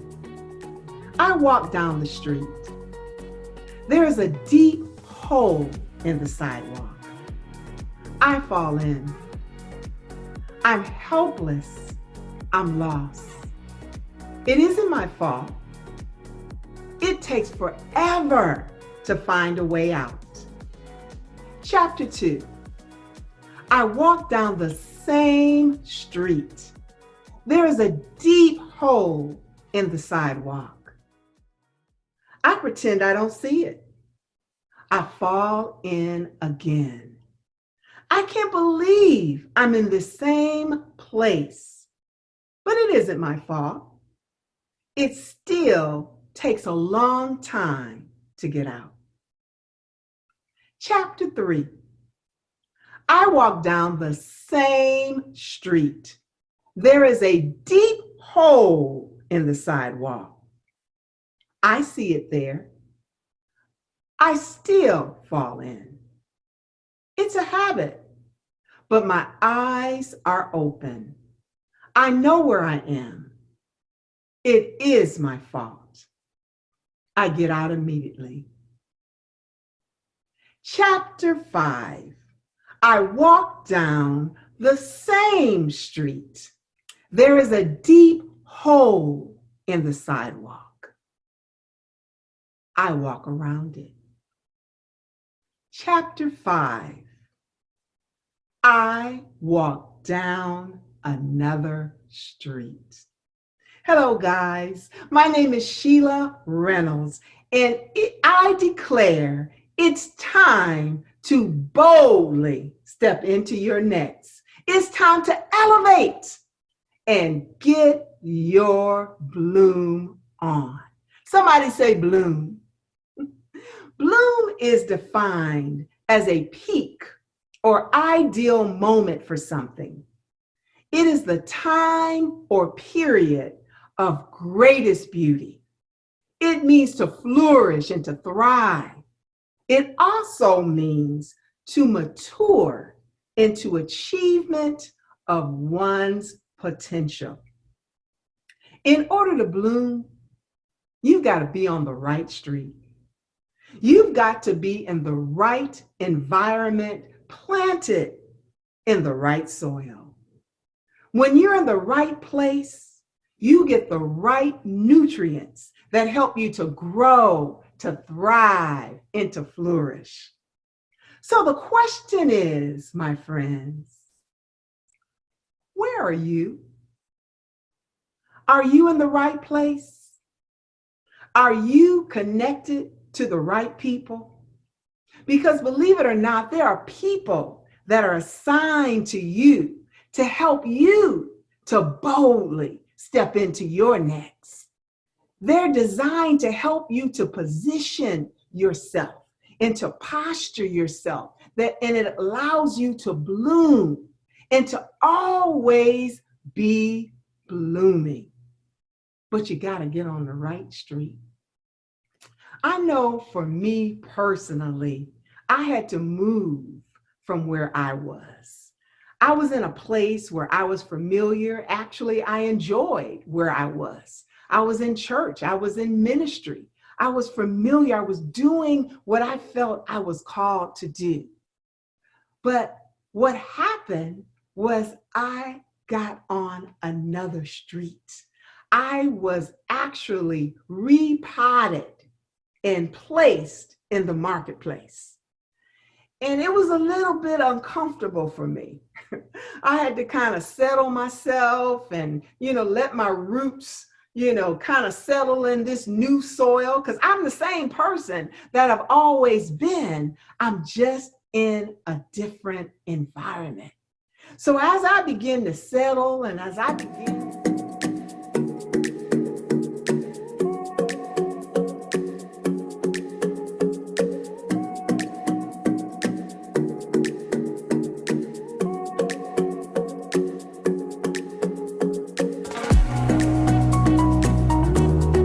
Hi there, I'm Kim Warren-Martin, and I'm the creator and lead consultant with Reignite Her Light, where I have the awesome honor of helping high-performing women recalibrate so they can make the impact they want to make in the world. I'm really excited to be a part of the I Declare Summit, and just want to share something that I hope is going to motivate you and help you to be successful in your declarations, whether it's in your job and in your business. And I'm really excited about it. So let's get going here. The title of my talk here is Tuning Your Mind for Success. And the reason I say tuning your mind, because success is an inside job, and much of it is a mental thing. And everything in our lives begins with a thought. It's conceived first mentally and then naturally. Even the chair I'm sitting in right here, someone thought of it and went through the process of creating it, and now it's in the physical. So when I want to sit down, when you want to sit down, we trust that the chair is going to be there. But the chair was a thought before it was ever something that we could sit and lean and depend on. A mentor of mine always says, wherever you are in life, your mind got there first. Think about that. And if you are in a place where you're not excited, or you want to be in a different place, or you're just not where you want to be, think about the fact that wherever you are in life, your mind got there first. So your mind, wherever we focus our thoughts on, is where our energy goes. And that's the direction in which we're pulled. So again, success is an inside job. So let me just share a little bit about our thoughts. Research has shown, and we're not excluded from this, that we have anywhere from 12,000 to 70,000 thoughts a day. Just imagine, that's a lot of thoughts processing through our brains. We have a lot of thoughts. That 90% of those thoughts are negative. So imagine that you're thinking all those thousands of thoughts and just constantly reprocessing and programming negative things into your subconscious mind. And of those 90% that are negative, 70% of them are the same. So we're not spending our time thinking a lot of positive thoughts. Even if you're saying affirmations and those things like that, most people spend a lot of time thinking about what they don't want versus what they want. So negative things. So that's, again, why I say success is an inside job. And a big question is, what thoughts are you thinking, given all that information that we think, all those thousands of thoughts, 12,000 to 70,000, 90% are negative and 70% are the same. So what thoughts are you thinking? Do you ever take the time to think about what you're thinking about? There's a quote I love by Byron Katie that says, "Don't believe everything you think." And to me, that's quite profound, especially given the fact that 90% of what we think is negative and 70% is the same. So don't believe everything you think. You want to start to question your thoughts. And on top of that, not just what thoughts are you thinking, but whose thoughts are you thinking? Are the thoughts that are processing through your mind, all those thousands of thoughts on a daily basis, are they yours? Or were they passed down to you? Is it something that you saw on TV, your favorite TV show, that you got from your best friend, your best girlfriend, your best buddy? Where did those thoughts come from? Were they passed from your parents? It's something to think about, right? Again, Byron Katie says, don't believe everything you think. And Tony Robbins has a quote that says, success without fulfillment is empty. Well, if we're thinking 90% of thoughts that are negative are 90%, then it's very challenging to be in a space of fulfillment when all you're processing is negative things. So that's kind of setting the foundation for what I wanted to talk about. And again, why I say success is an inside job, because It has to do with our minds. And believe it or not, we can be conscious. Our conscious minds typically really only control a very small percent of what goes through our mind. So it's the subconscious mind. And that's what we're going to talk about here. You want to see it and be it, do it, and have it. So, how we see things matters. It's really important. I touched on this a little bit, but the thoughts that we have, they tend to form our beliefs.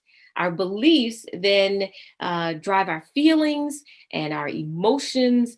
And from all of that, that determines the actions that we take. And not just the actions that we take, but interactions that we might have with other people and interactions even with ourselves. How do you interact with yourself? How we see things really matters. And the other thing with that is that it can also impact your health and your life. So if you have a healthy mind, you think healthy thoughts, then that's going to drive you to have healthy beliefs, good feelings, happy emotions. You're going to be in a space where you can actually take, inspired actions, and that's going to help your health and your life. So how we see things really does matter. Now, why we see things the way we do? Why do we do that? Well, a lot of things are passed down from our families. You may have some norms in your family and in our different cultures. It may be culture could not necessarily just mean our ethnicity, but also even from state to state in the United States or in another country from province to province. So all of those things matter. What's happening around us culturally, that's happening. That's also helping to form our thoughts as well. The friends we hang around with, and, there's a saying that says that you are the product of the top 5 people that you hang with. So think about the top 5 people that you spend the most time with. Are they positive? Do they say positive things? Are they engaged in positive actions? Are they encouraging? Are they helping to support you in whatever endeavors you may be a part of? Those are the kinds of people that you want around you. Those that tell you you can do it.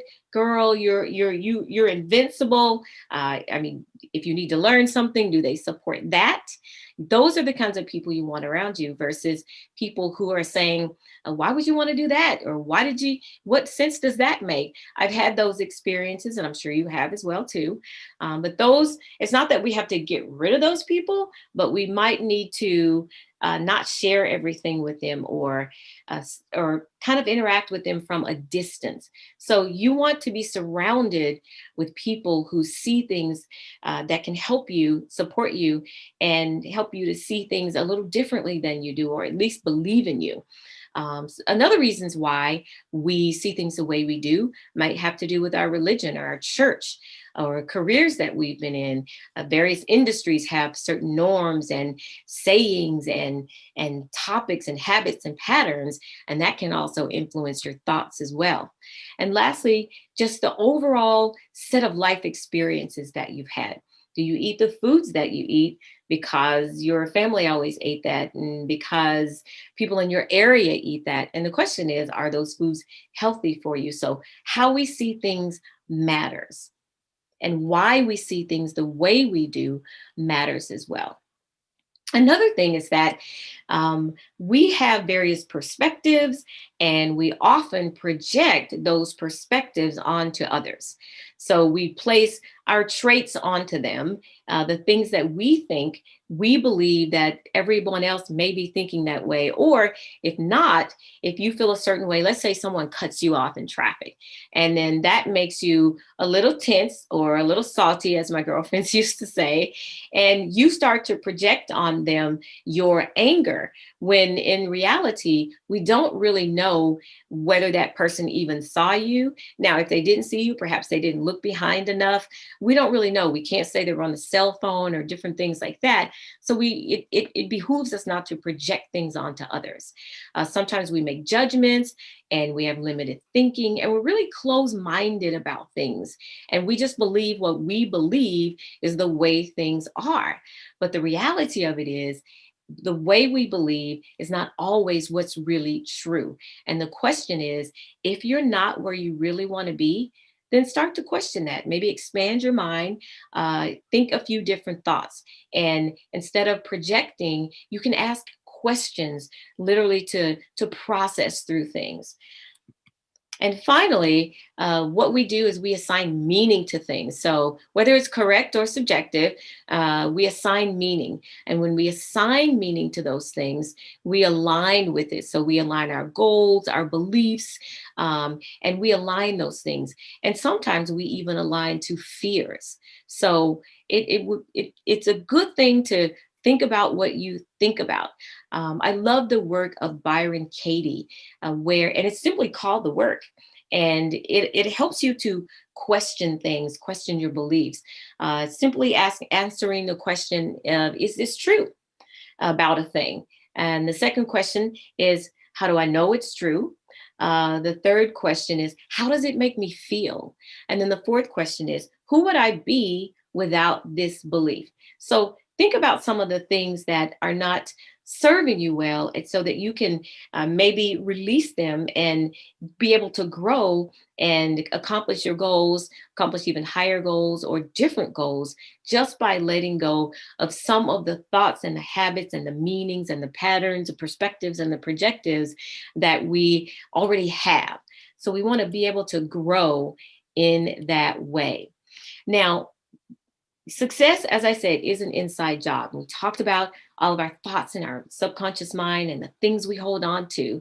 So you may be asking yourself, well, okay, Kim, what exactly do I do to let go of some of those things? Well, I have a process that I call Mind Your Mind. Again, it's another way of just saying, think about what you think about. So mind your mind, that there's 4 pieces to that. Monitor your thoughts, be very intentional about what you let in, and start to do that now. Like, don't wait, don't delay, and then just do the work. So let's talk a little bit more about each one of those. So monitoring your thoughts, how do you do that? Again, think about what you think about. I would suggest you do a quick exercise, get a notebook, carry it with you, and start to think about what you think about. Take note of your dominant thoughts.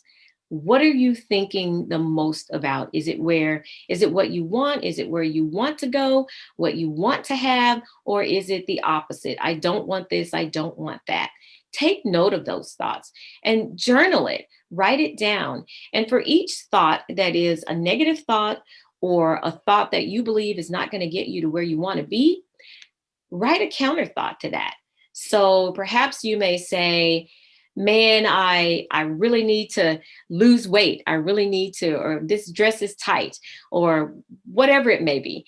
You want to write a counter thought to that. So if, for example, you need to lose weight, a counter thought to that is, I am so excited. I have the opportunity to get more rest and to make different food choices so that I can have my body be at its best, at its healthiest.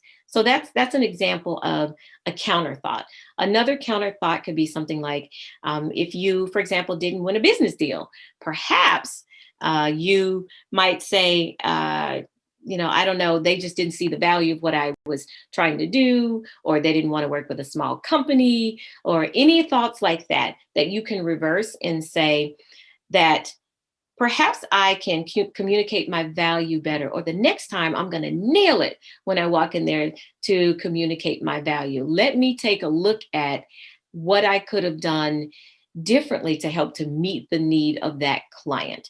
So just an example. So you take a negative and you turn it into a positive. That's what it means to write a counter thought. So that's the first letter, M, monitor your thoughts. Second is be intentional. You want to examine your environment again and know what's coming into your world. What type of music are you listening to? What are you watching on TV? What type of books do you read? What are the people around you saying?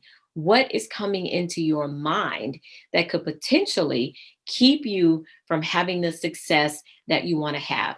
One huge thing in my family is that I have a sister who loves to sleep with the TV on. And so I constantly have tried to encourage her, don't fall asleep with the TV on. In particular, if it's on a station that's just going to continually play something over and over again that may have violence in it, or, that's not going to really help you soothe and have a good night's rest. So you want to be mindful of those things. What are you watching on TV, reading? To whom are you speaking? What are they talking about? And just give your mind what you really want it to have. You want to be successful. You want to be successful in business and life and relationships. Then give it things that paint that picture, because you're painting a picture to your subconscious mind, and it doesn't know, whether something is true or not. It's just going to carry out those orders, whatever you put in front of it. So give it what you want and not what you don't want. Again, be very intentional about what you allow into your mind space. The end is start now. Like, don't wait. Even while I'm talking, you can actually check your thoughts. Whatever you might be thinking right now, make note of that. The idea is that you want to question your thoughts. You want to do it now. You don't want to delay, because delaying, minding your mind is delaying your goals, potentially delaying your success and everything around that you want versus what you don't want. And you don't have to be perfect at this. Give yourself room to grow. So it's not to say that you're not going to ever have a negative thought again, but the idea is to capture that thought, write a counter thought, and turn it around into something that you do want. So you can actually start doing that now. And it does take some work, but I know you can do it. This challenges everything that you believe. And that is a beautiful place to be in. When you can challenge your knowledge, you challenge your thoughts, you're in a space where you're asking questions, which means you can grow, you can expand your creativity, your options, and you have an opportunity to take in new information and do things differently. You're literally going to wind up challenging the basis of your life. Again, maybe some of your familial beliefs, maybe beliefs you picked up in college or from your career or your business or friends. You're going to be in a space where you can challenge some of those things. And I encourage you to do that, because if everything you've done up to now has gotten you to where you are, and if where you are is not where you want to be a little farther, then you owe it to yourself to challenge and to conquer those negative thoughts and turn them into positive thoughts. And finally, it really will challenge who you are. I've been through this before, and it's a great thing to challenge who you are and to challenge the things that you think, so that you can actually see reality or see things differently. I know Wayne Dyer said, when you change the way you look at things, the things you look at change. So that is a great position to be in, to be able to mind your mind, to take control of your thoughts, to grow success from the inside out. It doesn't really matter if you've got the right logo, the right brand, the right colors, you got the perfect funnel, all of those sorts of things. If you're not in the right headspace or mind space, energetically, all that's going to come out and people are going to see it. And instead of attracting the business and the customers that you want, you could potentially wind up repelling them. So remember, success is an inside job, and you want to mind your mind and monitor your thoughts. Be intentional about what comes in. You can start doing that now and do the work that it takes to actually do it. I believe you can have it all. I don't believe that you have to sacrifice your success for fulfillment or your fulfillment for success. You can have it all. The key is that you just have to be the one who defines what it all means to you. And you want to be able to do that from a healthy mind space. So be prepared to mind your mind. I am Kim Warren Martin. It's really been truly exciting to just take a few minutes just to share a tip and a tool about moving from where you are to where you want to be, getting there first in your mind, and then following along with your beliefs, habits, actions, patterns, feelings, and emotions. So I'm again excited to be a part of the I Declare It Summit. I wish you all well. I know you're going to hear from some other wonderful speakers. You probably already have heard from some. Got some great tips, some great tools. Our goal is to help you along the way, to inspire you, to motivate you, and to feed into you so that you will be the A game. You can bring your A game and just be a wonderful woman. Go out and exercise your power to change the world.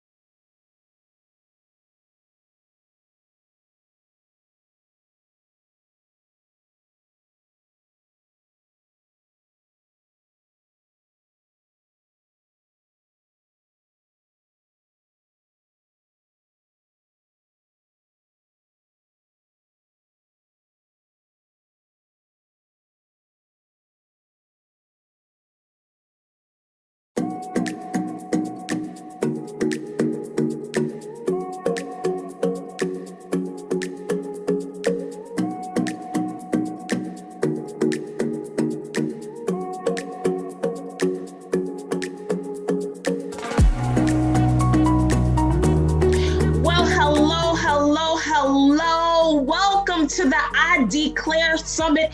It is your girl, Denise Merriweather. I am the CEO and founder of Queenpreneurs Academy, also responsible for the hashtag Unacceptable movement. You guys, look, I cannot believe that we are in this space together to be empowered, to be encouraged, to be uplifted, to be ready to take charge and take over whatever it is that we are setting our mind to do in this season. So look, I am here to tell you that this is the year that you declare to be. So I want you to go ahead and hashtag I declare to be.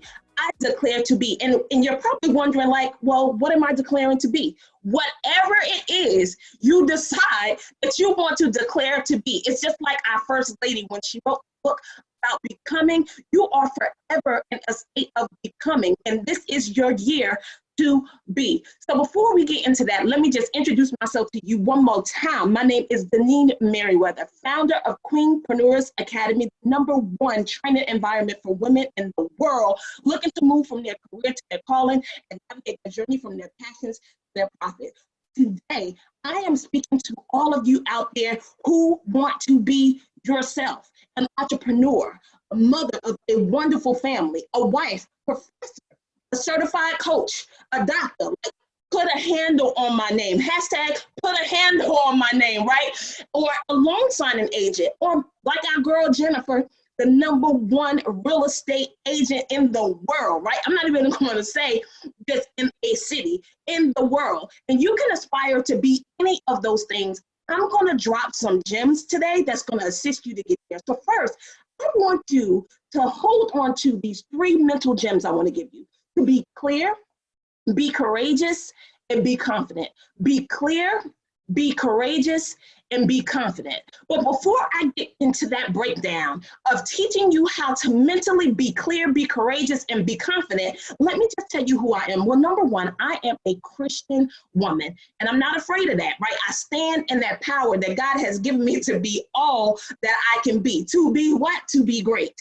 I am a wife.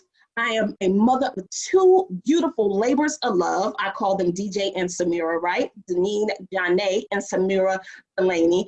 I am a certified coach, integrative wellness and life coach. And that means I just focus on the whole self, not just one particular area in life. We're going to focus on everything, because if there's a problem in one area, I'm sure it's showing up in multiple areas.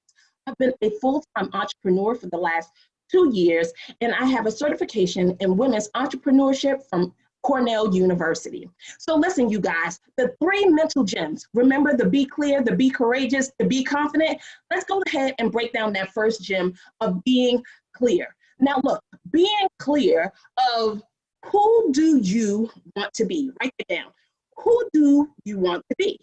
Who do you want to be? Who are you?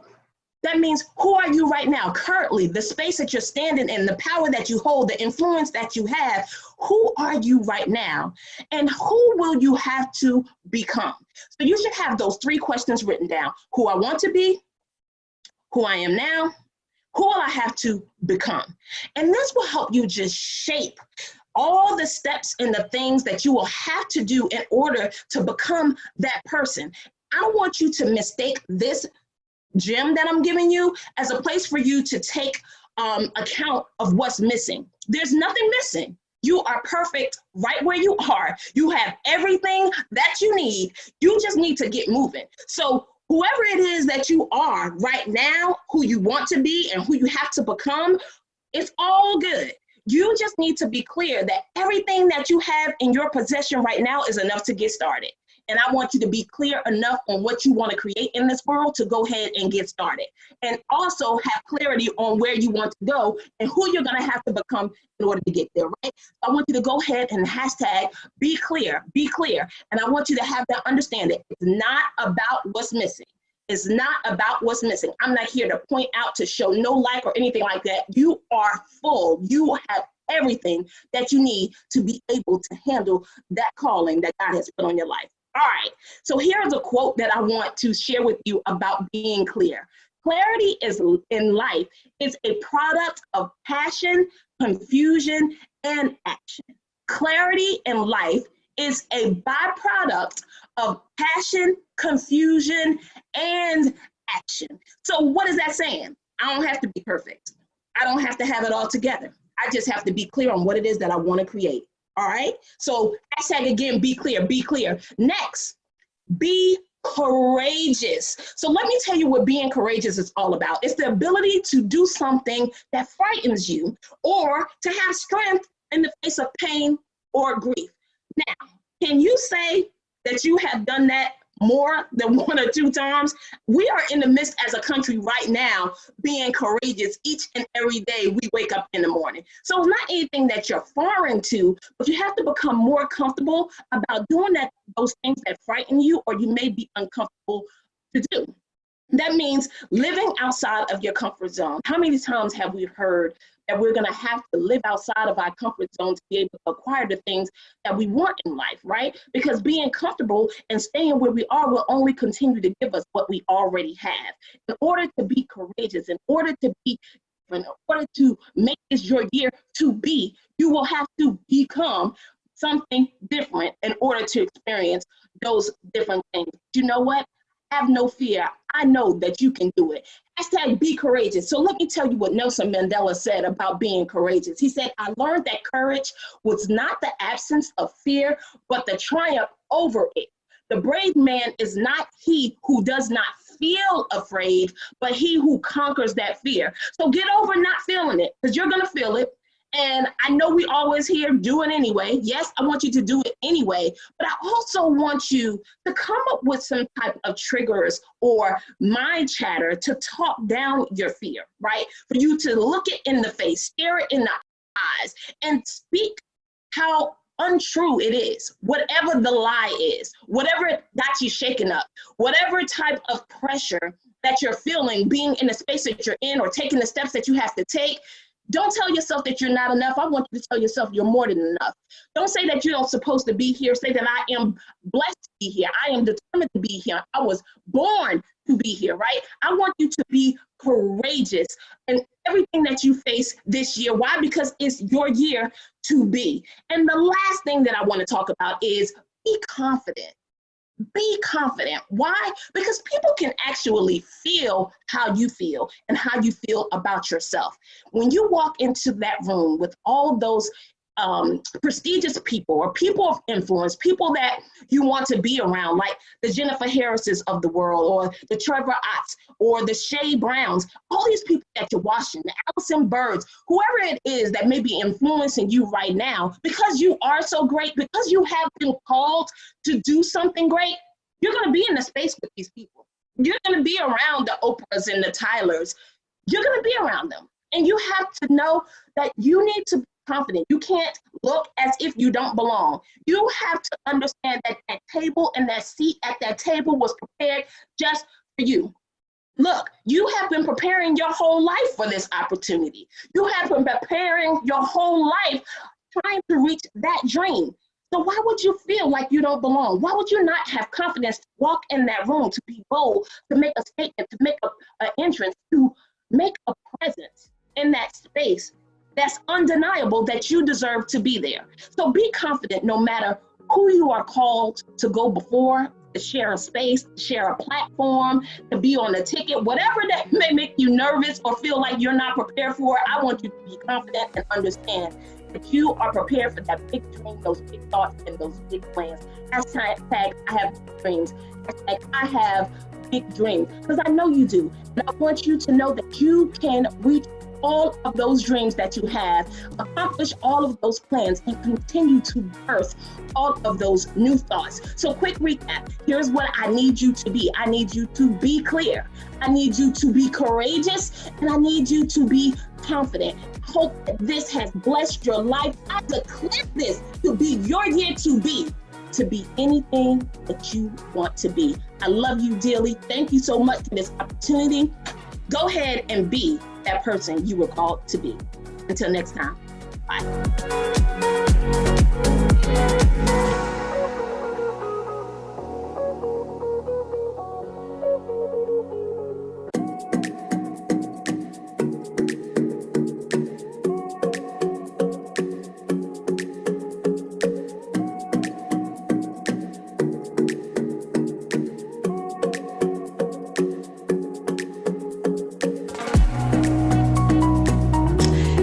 everybody. This is Murray Tulekima, talking to you from Australia, down under.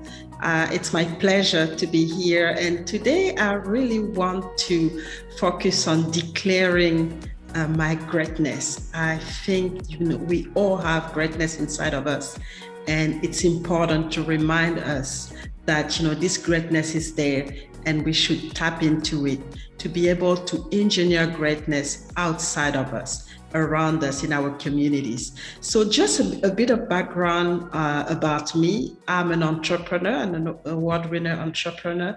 I do work globally. My background is in engineering, and I'm on a mission to make sure people understand that they have greatness inside of them. They are unlimited, and they can do great things and create a legacy. And I focus on women, but women working in male-dominated environment, because that's where I have my background. I used to work in the oil and gas industry, stepped up into widening my skills into STEM. So I do a lot of empowerment work in STEM across 4 continents. So I've worked globally, and I helped my network of women around the globe. So what is greatness, and why do we need to have greatness? Greatness is really our uniqueness. It's something that we have inside of us, and sometimes we don't really realize that it's there. So it's important to just pause and try to understand, what are the gifts that we have? What are the gifts that God gave us? And really do this introspection and try to identify what we think, we are good at, what we think we enjoy, what we think we're passionate about. And it's really about, taking the decision to do this work, this internal work, and understand, what we all about. And in a way, understand who we are. So the first step, to your greatness, it's really understand who you are, and decide that when you understand who you are, decide that you're going to make the most of it, and understand that whatever you're going to create with who you are and what you have, it's unlimited. It's just limited by what you think. So the first thing is your decision. And I always challenge people to dare to excel when they understand that they have this greatness, because greatness is also about excellence.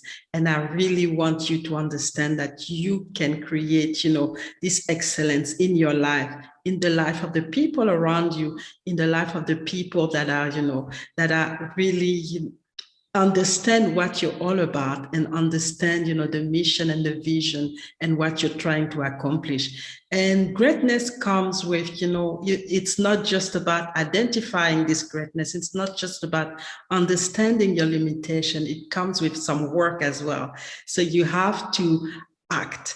And before acting, you need to create a vision for yourself. Create this vision, that is linked to your greatness, that is going to lead you to the greatness that you've identified in you, and and really create this plan that's going to help you to go there. Because it's one thing to know where you want to be. It's another thing to understand how you're going to get there. So as soon as you have this, you understand that you have greatness, and you understand who you are.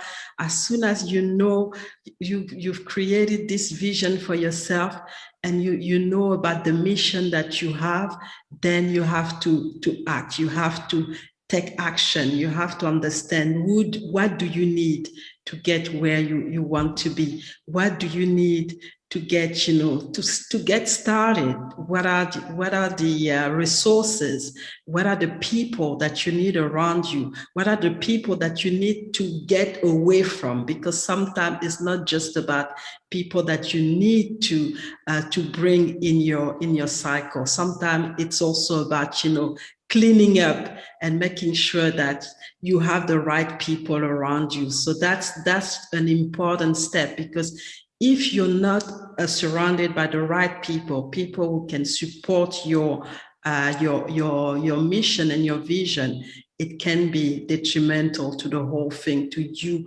trying to engineer greatness, to you trying to step into your greatness. So you need to have this, to look at people around you. Then you need to look at, what is the mindset? What are the blockers that can stop you in your way, in your journey to greatness, and start to create, an environment where you can learn, when you can build up, understand, what is really difficult for you to do, and if you can learn and get new knowledge to get stronger, to get the right knowledge. If not, bring again those people who have the knowledge and who have the experience and the skills to be able to support you in this journey. So that's really what it is. And when you take action, obviously things happen. It can be positive, it can be negative. It happened. So it's the feedback that you get. So it's not a linear journey. No way.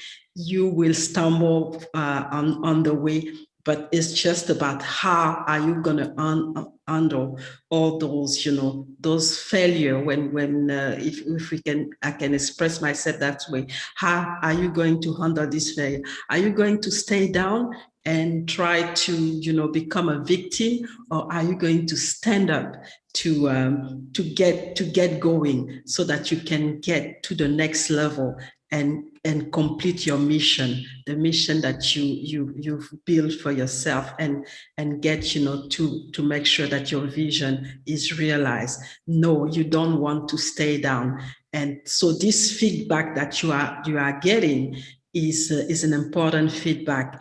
If it's a bad feedback, then it needs that you must do things differently, or you must involve different people. So take the time to pause and to understand what went wrong, why, and really bring again, reshuffle your team, or reshuffle your environment, to make sure that you learn from this failure, and then you build up and optimize your journey to greatness. So that's an exercise that you need to do. Sometimes it's about changing completely the course of your life. That can be as drastic as that. It can be just tuning in and changing few things in the way you approach life, or changing people around you, just like I mentioned before. That can be also another step for you to take, to make sure that you can stand up, learn from this mistake, and keep going to get to your greatness, to get to step into your greatness, to get to step into your power. So that's a very difficult step. So you're going to ask me, if things go well, is it finished? No, it's not. I encourage you to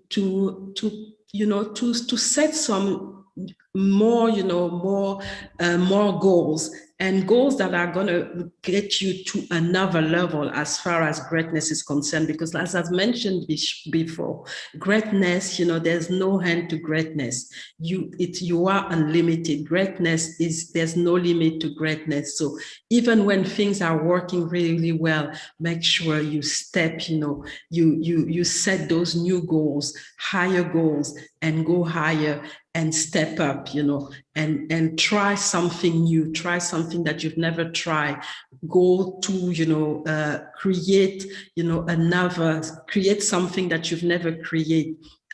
Go with people that you've never seen. It can be changing career, it can be becoming an entrepreneur. For me, it's been about, I had a very fulfilling career, but it's been about, taking this challenge of becoming a full-time entrepreneur and using whatever, experience and skills that I had to become one of the best entrepreneur that I can be. So it's because I stumble, I got stuck, I reached this the ceiling, if this ceiling that we always talk about for women, and I decided, no, I don't want to get stuck.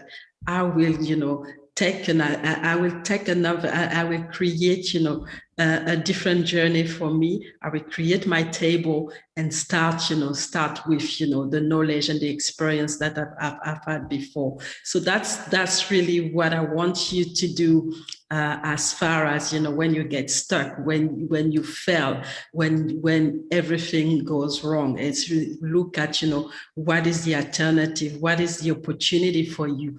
Don't play the victim, always play the champion, because that's what you are. You are a champion, and you are great.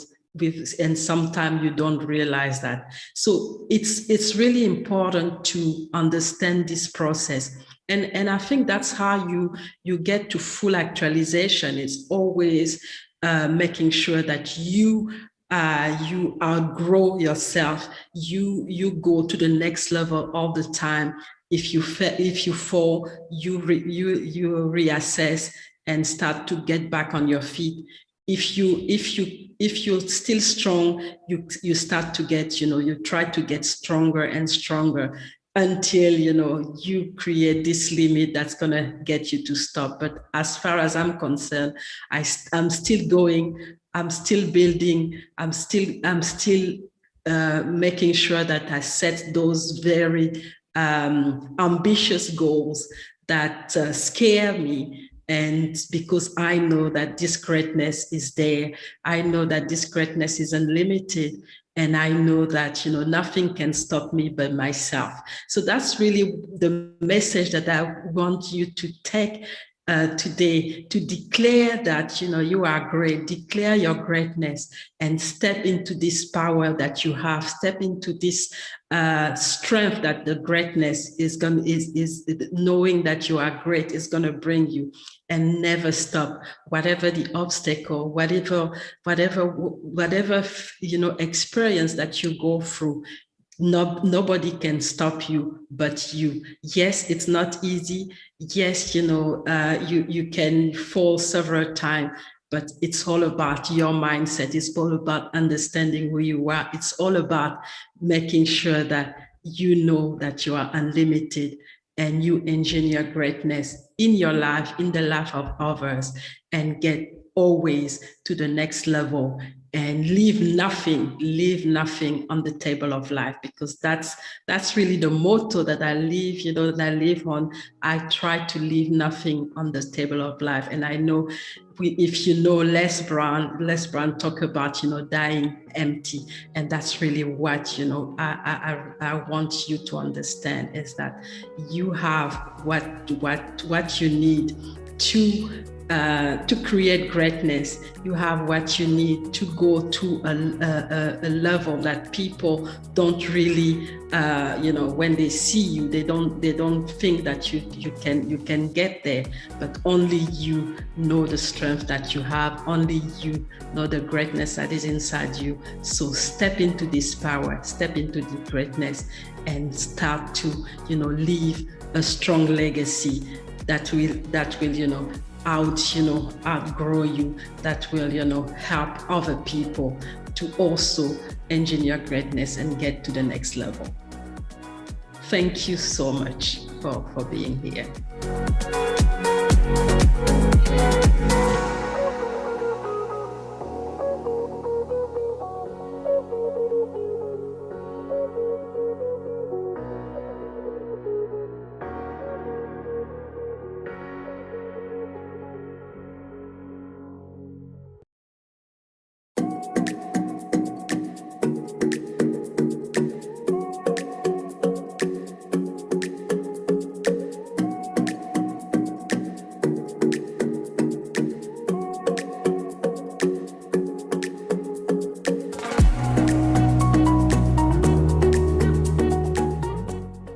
Autobiography in 5 short chapters by Portia Nelson. I walked down the street. There is a deep hole in the sidewalk. I fall in. I'm helpless. I'm lost. It isn't my fault. It takes forever to find a way out. Chapter 2. I walk down the same street. There is a deep hole in the sidewalk. I pretend I don't see it. I fall in again. I can't believe I'm in the same place, but it isn't my fault. It still takes a long time to get out. Chapter 3. I walk down the same street. There is a deep hole in the sidewalk. I see it there. I still fall in. It's a habit, but my eyes are open. I know where I am. It is my fault. I get out immediately. Chapter 5. I walk down the same street. There is a deep hole in the sidewalk. I walk around it. Chapter 5. I walk down another street. Hello, guys. My name is Sheila Reynolds, and I declare it's time to boldly step into your next. It's time to elevate and get your bloom on. Somebody say bloom. Bloom is defined as a peak or ideal moment for something. It is the time or period of greatest beauty. It means to flourish and to thrive. It also means to mature into achievement of one's potential. In order to bloom, you've got to be on the right street. You've got to be in the right environment, planted in the right soil. When you're in the right place, you get the right nutrients that help you to grow, to thrive, and to flourish. So the question is, my friends, where are you? Are you in the right place? Are you connected to the right people? Because believe it or not, there are people that are assigned to you to help you to boldly step into your next. They're designed to help you to position yourself and to posture yourself, and it allows you to bloom and to always be blooming. But you got to get on the right street. I know for me personally, I had to move from where I was. I was in a place where I was familiar. Actually, I enjoyed where I was. I was in church. I was in ministry. I was familiar. I was doing what I felt I was called to do.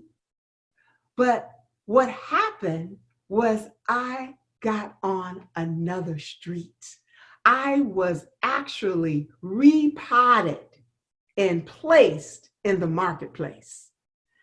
And it was a little bit uncomfortable for me. I had to kind of settle myself and, let my roots, kind of settle in this new soil, because I'm the same person that I've always been. I'm just in a different environment. So as I begin to settle and as I begin to get my roots established in this new soil, I began to bloom. And as I began to blossom and I began to bloom, I said, I do not want to be in this place by myself. So what I did was I gathered up other women and I helped them to come along on the journey with me so that they too could bloom and boldly step into their next. And as a matter of fact, we wrote a book about it. And you know what the book is called. It's called Bloom, Stories for Women to Nurture Your Growth and to Water Your Soul. Because I'm all about celebrating women and celebrating the journey that we have been on and the lessons that we have learned from our journey. And just like the poem by Portia Ellis, Portia, we found ourselves in the holes, those deep holes in the sidewalk. And we had to continue to learn the lessons that will finally help us to get on another street and get planted in the right soil and bloom. And as I have been on this journey, and as I have been learning, and as I have been growing, and I've been helping other women do the same, I developed this system. And it's called Bloom. It's called the Bloom system. And there are 5 C's of this Bloom system that I want to share with you in hopes that it will assist you as you boldly step into your next, as you elevate and you get your bloom on. So I only have such a short period of time, so I'm going to go quickly through this system. And this system was developed for women who are at the prime of their lives, who perhaps may have thought, hey, I'm too old, or time has passed by, it's too late. But as you know, it's never too late. And so as I begin to develop this system and share this system with others, they begin to see extraordinary results in their life. They begin to see, hey, I'm not out of my flowering season. You're not out of your flowering season. There still is a bud on the vine that's beginning to bloom and blossom within you. And another thing that's so exciting before I get into my bloom system is what I found and what I heard about the most productive time in a person's life. It was in the New England Journal. And I'm going to slow down and I'm going to share this with you because I think it's phenomenal. The New England Journal says the most productive time in a person's life is when they are between the ages of 60 and 70. The second most productive time is between the ages of 70 and 80. Isn't that amazing? And the third most productive time is between the ages of 50 and 60 years old. So what does that say to us? To me, it says we've only just begun. We are entering into our season of bloom, our peak season, or our peak and ideal moment. It's our period of greatest beauty. Isn't that powerful? So guys, it's not too late. We still have time, and the best is still in front of us. So in order to bloom and boldly step into our next, I'm going to share the 5 C's of the Bloom system. The first C is clarity. Have you ever been in a place where you have felt lost and confused? I've been there so many times over the past 5 years. It's not funny because it's no fun. But what I've come to realize is that things change. We change, and we're always evolving. So there's always going to be a need to go back and get clear and check in and be still and really hear and understand what this new season or this new chapter is all about and what your place is in it. So you'll have the questions, what now? what next? And you may even be in a crisis where you're trying to figure out, who am I? You've raised your kids, you're nearing retirement, or some other life change. Maybe you went through a divorce and you're now trying to figure out, who am I and what is my next? So you always revisit this place of clarity. I don't know if you've ever heard this said before, but it's been said that a confused mind rarely acts. When we're confused, we don't typically take steps because we're too confused in taking steps. So I want to share with you, and I want to present a challenge to you that will help you to unlock clarity and unlock a vision within you. And it's just a simple challenge. And that challenge is to journal. I want you for 30 days to journal. Journal out and write out all the things that you're thinking. I want you to write out the things that are in your heart. And as you do this, I promise that you will begin to see a pattern. As you read back over things, you will begin to see a pattern, and you will begin to be better able to see where you are and what's speaking to you. And you'll be able to say, yeah, I'm saying that is the vision. I find myself repeating that over and over. So clarity, that's the first C. And the first challenge is to journal for 30 days and see what comes out for you. The second C in the Bloom system is confidence. Oh, this next season is demanding confidence to come up in each and every one of us, because it's important that we begin to embrace who we really are. You've been taught, you understand, we're made in the image and the likeness of God. But we have to embrace that part of us, that divinity within us. But there's also our humanity. And that's what gets us stumped up all the time. As we try to embrace and we try to move out in confidence, we see our weaknesses, we see our flaws, which causes us to want to kind of pull back some. Can you tell I'm talking to myself? Because I am still talking to myself. And as we learn how to, all right, guys, as we learn how to embrace our humanity and our divinity at the same time, we can build our confidence. Now, one way I found that's powerful to build our confidence is through affirmations. And every Monday on my business page and my personal page, I have affirmations that are created from a scriptural standpoint that are powerful and transforming. And I get so many likes and so many shares, so I'm excited that it's resonating with people. But as we begin to affirm and really embrace and really make that a part of who we are, because that is who we are, we begin to develop confidence.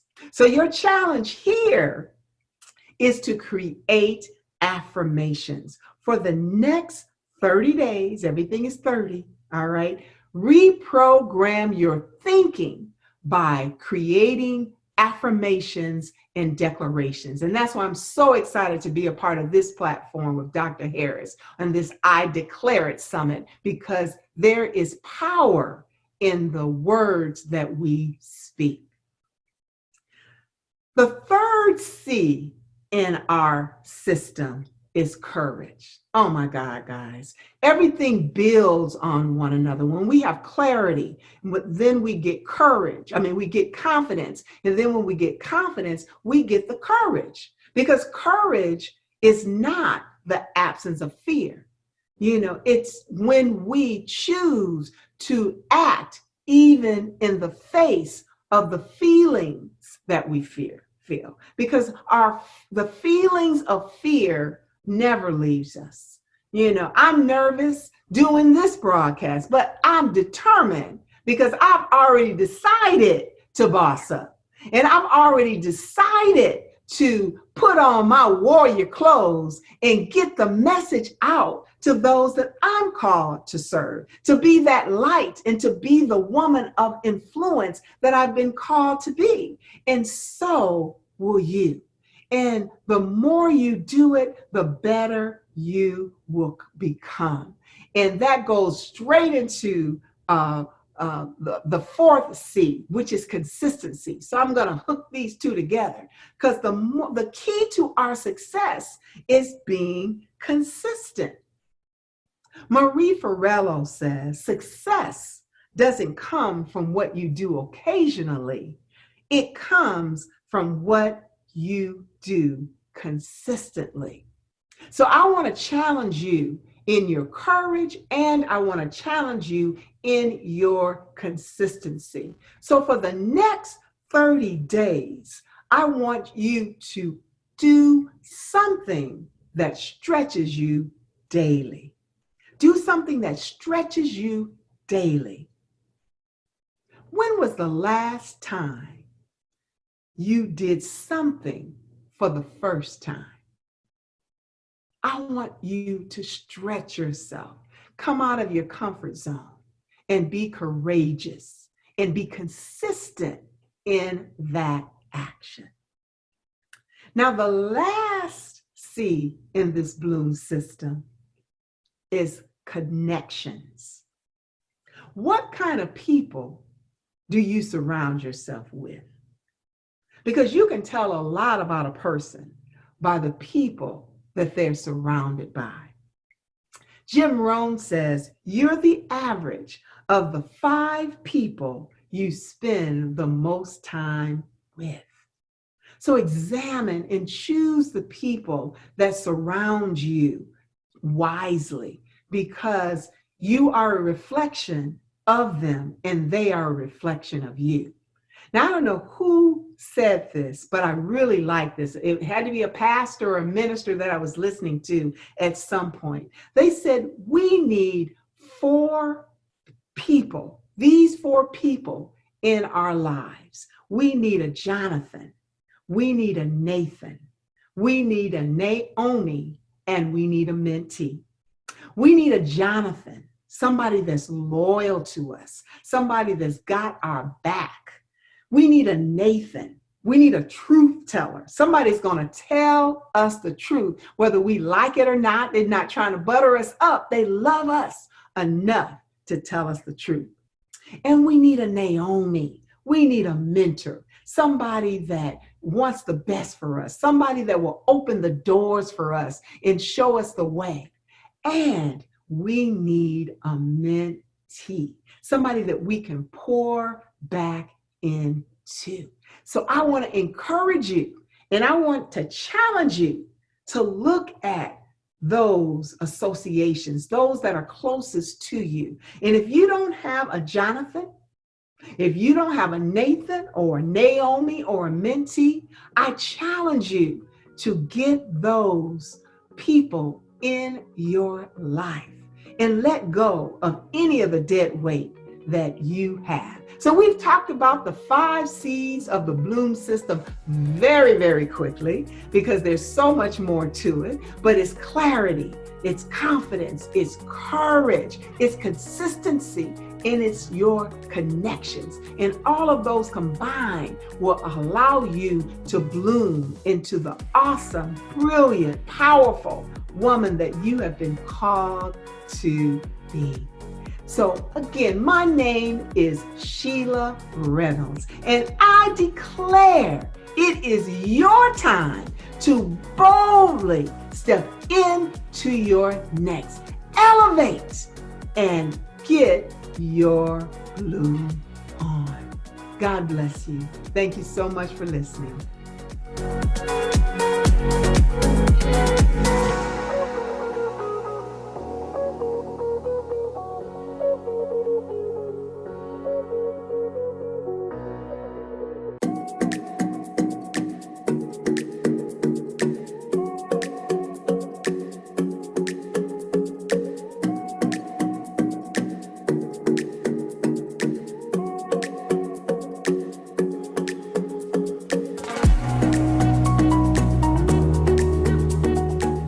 Hello, I am Dr. Stephanie D. Barnes, and I declare I deserve to have everything I desire and deserve.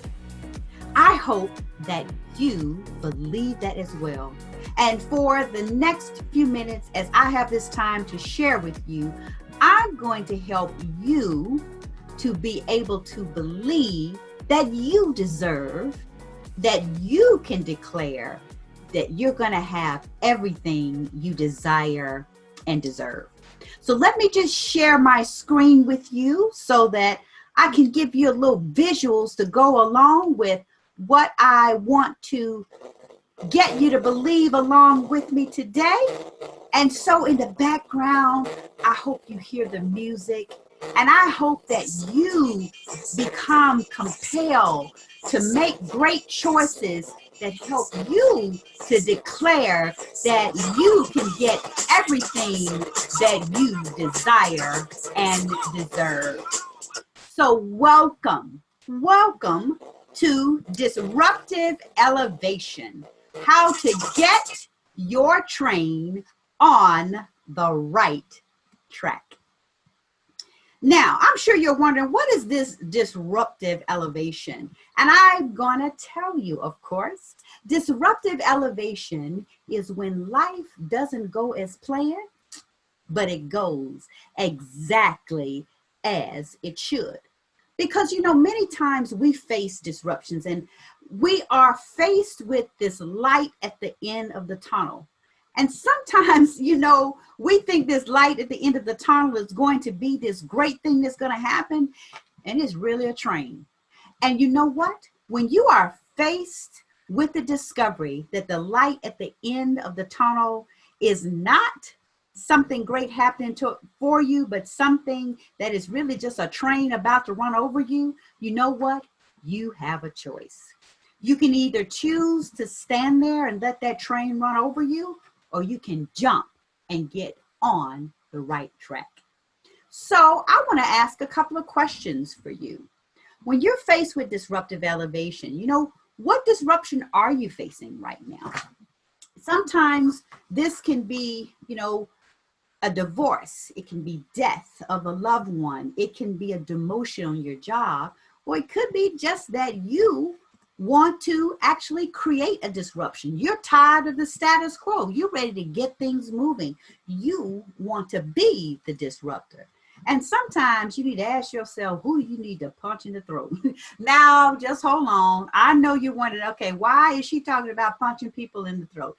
I really don't mean literally, physically punching someone in the throat, but it's figurative for this premise that I want you to think about. I heard a wise person say that adversity stands in the door to success.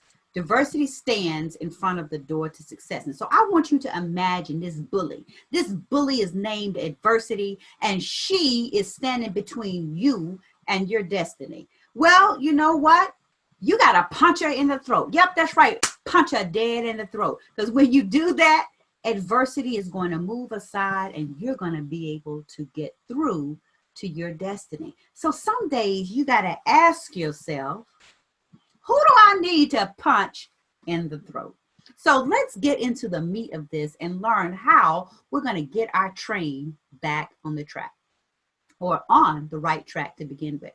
So you're in the right place if you are, you are just feeling stuck. You want to go forward, but you ain't moving nowhere. You're not going forward and you feel like you're going backwards. You're tired of feeling ordinary. You're ready to make the next half the best half. You need to make you a priority again. You are ready to go from breakup to breakthrough. You want more, but you don't know where to begin. And if you are in any of these feelings or having any of these feelings, I want you to declare, I declare that I deserve to get everything I desire. So who am I? Of course, you've heard my name. I am Dr. Stephanie D. Barnes, award-winning author, international speaker, coach, attorney, and CEO of C-Suite Women's Network. And I help women to, guess what? Get what they desire and deserve. I help women, high-powered women, to create powerful decisions or to make powerful decisions to help them to create the life they desire and deserve. And, you know, this is not just something I do because it's fun or it's just something I pulled out of the air. This is what I've been doing all of my career. I am a master strategist. Ever since I got my law degree from Harvard and practiced as a corporate attorney, I've had my own business. I've been responsible for strategic planning for companies. And now I help women to be the CEOs of their lives, help them to be master strategists in their own right so that they can create the life they desire and deserve. Because guess what? It doesn't just happen because you want it. It happens because you desire it, you go for it, you come up with a plan, and you execute that plan. So that's what we're going to focus on, is how you are going to execute your plan to create the life you desire and deserve. And not only am I qualified because of my career and the fact that I have helped companies to develop their strategic plans, but you know what? I've been through a couple of disruptions myself. And everything that I have taught or will teach to you tonight are things that I've done myself to get from breakup to breakthrough. On the right there, or on the left there, you see my first book, Deciding on Joy, My Journey from Breakup to Breakthrough in 30 Days. And this is a powerful story where I tell how I got to this wonderful place after going through a divorce, a breakup of my marriage after 21 years. And my newest book, Disruptive Elevation, When Life Doesn't Go as Planned, but goes exactly as it should, encompasses everything that I've learned to get to where I am tonight. But enough about me. I just wanted to share a little bit with you so you'd know who I am and know, I think I know a little bit about what I am going to talk about tonight. So let's get on into how to get your train on the right track. And it starts with the steps you take. We're going to focus on 5 steps to pivot from disruption into destiny. So you're faced with those D's. You've been perhaps divorced. You've faced a demotion. You're facing a disruption in the way your life was and the way you desire it to be. Or you have not yet crossed the divide from where you are and where you desire to be. Well, there are 5 steps that you need to take to make that pivot. So the first step is something that we may not think about as a powerful step, because we may be thinking, you know what? I need to be in control. I'm the CEO of my life, right? So why would I want to surrender? But there is power in surrender. This is actually something that's really quite powerful because, you know, the biggest power move that you can make sometimes is to surrender, because, you know, we think we can do it all, and we can, but we can't do it all by ourselves, and we can't do it all at one time. And sometimes we just have to release ourselves from this thought, these chains that bind us to thinking that we have to do it all by ourselves. So you have to also release yourself from the chains of thinking that the strong don't break. And you are strong. You are stronger than you'll ever know. But imagine yourself as a bridge that's carrying all this weight going across it. Regardless of how strong you are, if there is too much weight on that bridge is going to break. So you have to surrender and allow yourself to release the weight that is holding you down and that is causing you to collapse beneath all of that pressure. You know, I don't know if you're a believer or not. I am. And here's one thing that I've learned, that sometimes you begin your pivot with a prayer. And this is a prayer that really releases yourself from the burden of creating the life you desire and deserve, and opens you up to receiving the life that He has planned for you.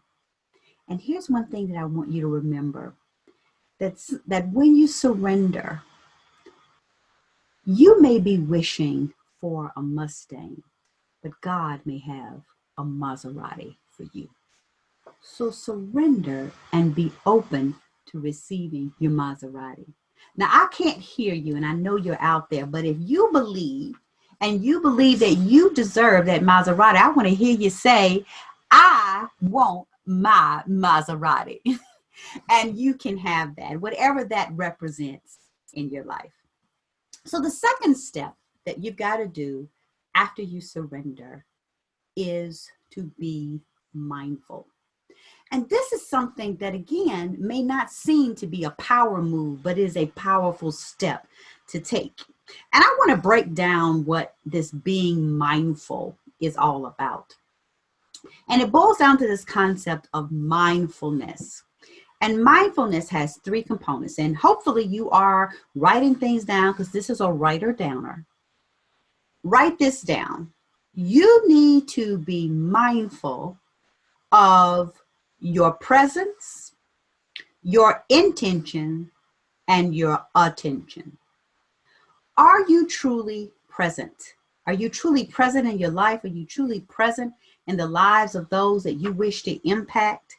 You know, where are you literally putting your physical presence, your mental, emotional, financial, experiential, and time?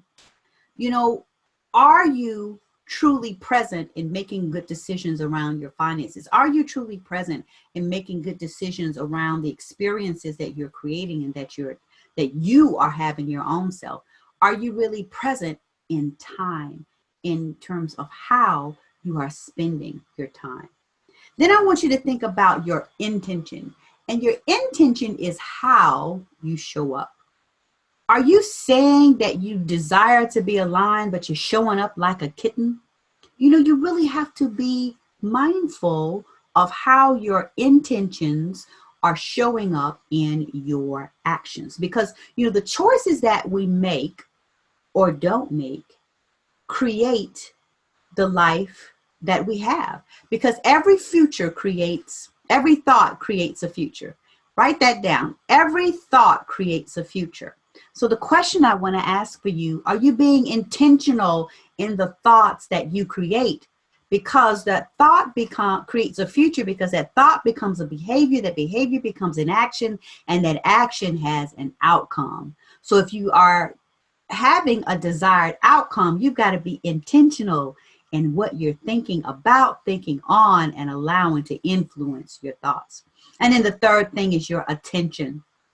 What are you paying attention to? Are you living your life on purpose, or are you living by default?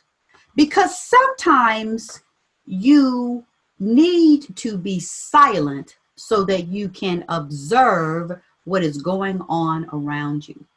Because many times we are not aware of the presence or lack thereof and the intention of others. We're not aware of what's going on around us because we're not even paying attention. So you've got to be mindful.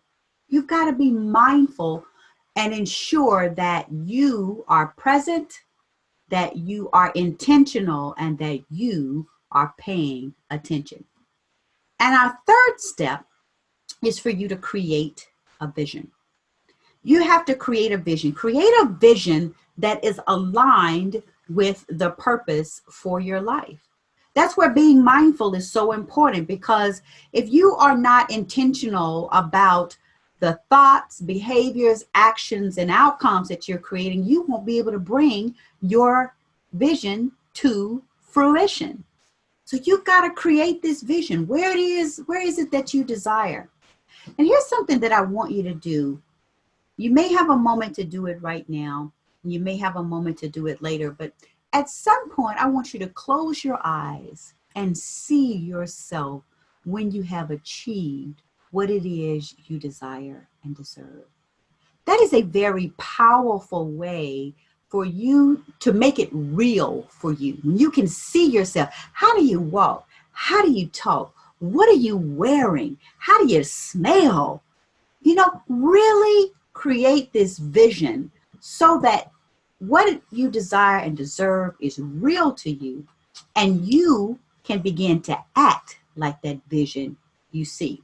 Now, again, I can't see you, but I know you're out there. But if you can see who you desire to be, I want you to say, I'm ready to receive the vision. I hope you're ready.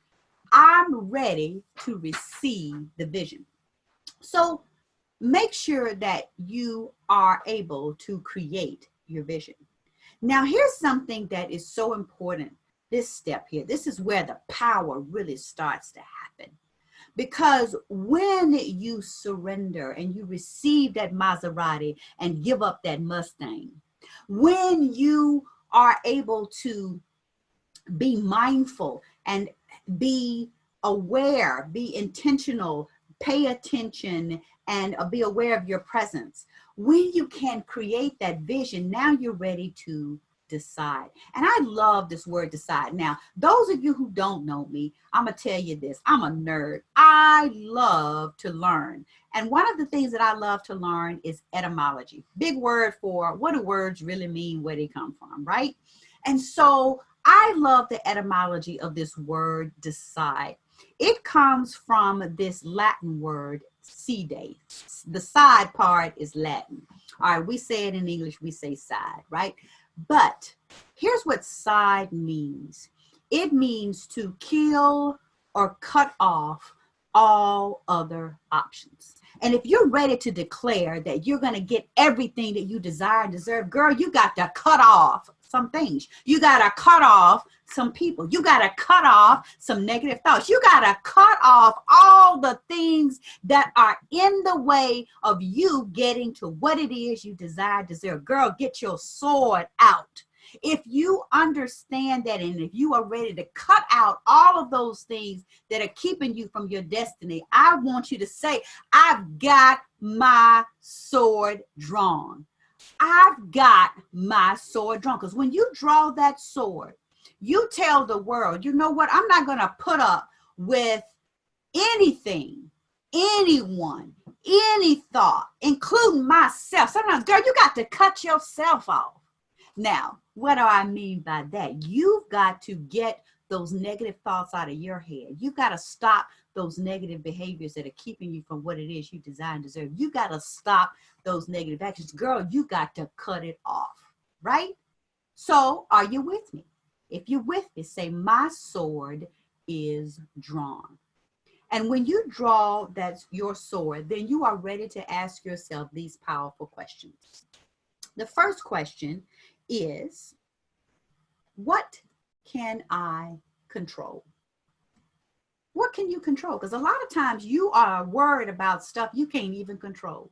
You can't control circumstances. You sure can't you can't control other people around you. But there are some things you can control. And the very first thing is you. You can control what you do, how you respond, how you show up. The second question to ask yourself is, what can you do right now? What can you do right now? Because so many times we're waiting on the right time. Girl, ain't no right time. It's the time that you do what is right for you right now. So what can you do right now? It may be something small, but you got to build that momentum. You got to keep it going. What can you do right now? What can you do regardless of your circumstances that's going to have an ROI, a return on investment? So yeah, you don't have everything you need. Yeah, you may need a little bit more money. Yeah, he ain't doing right. Yeah, all these things may not be as you desire right now. Because remember, life doesn't go as planned, but it goes exactly as it should. And it will evolve how it should, whether you help it or not. So what can you do right now, regardless, that's going to get you closer. The first thing, again, girl, change your mind. Get your mind right. Okay? But focus on what it is you can do to have that return on investment. And then ask yourself, what do you need to do? What do you need to do? Because a lot of times we expend our energy, our resources in the things that we want to do. We don't need to do them though, but what do you need to do? And then finally, what would you be doing right now if everything were going as you planned it? Really ask yourself that. What would you be doing right now if everything were going as you planned it? And ask yourself, why ain't you doing it? Why are you waiting for all this perfection to evolve rather than doing what it is you desire and deserve? Whatever it is that you can do, do it right now. And all of these powerful questions help you to know what it is you need to cut off. So if you're ready to make powerful decisions, again, let me hear you. I have my sword drawn. I have my sword drawn. I am ready to cut it all off. And then the last step is you've got to be deliberate.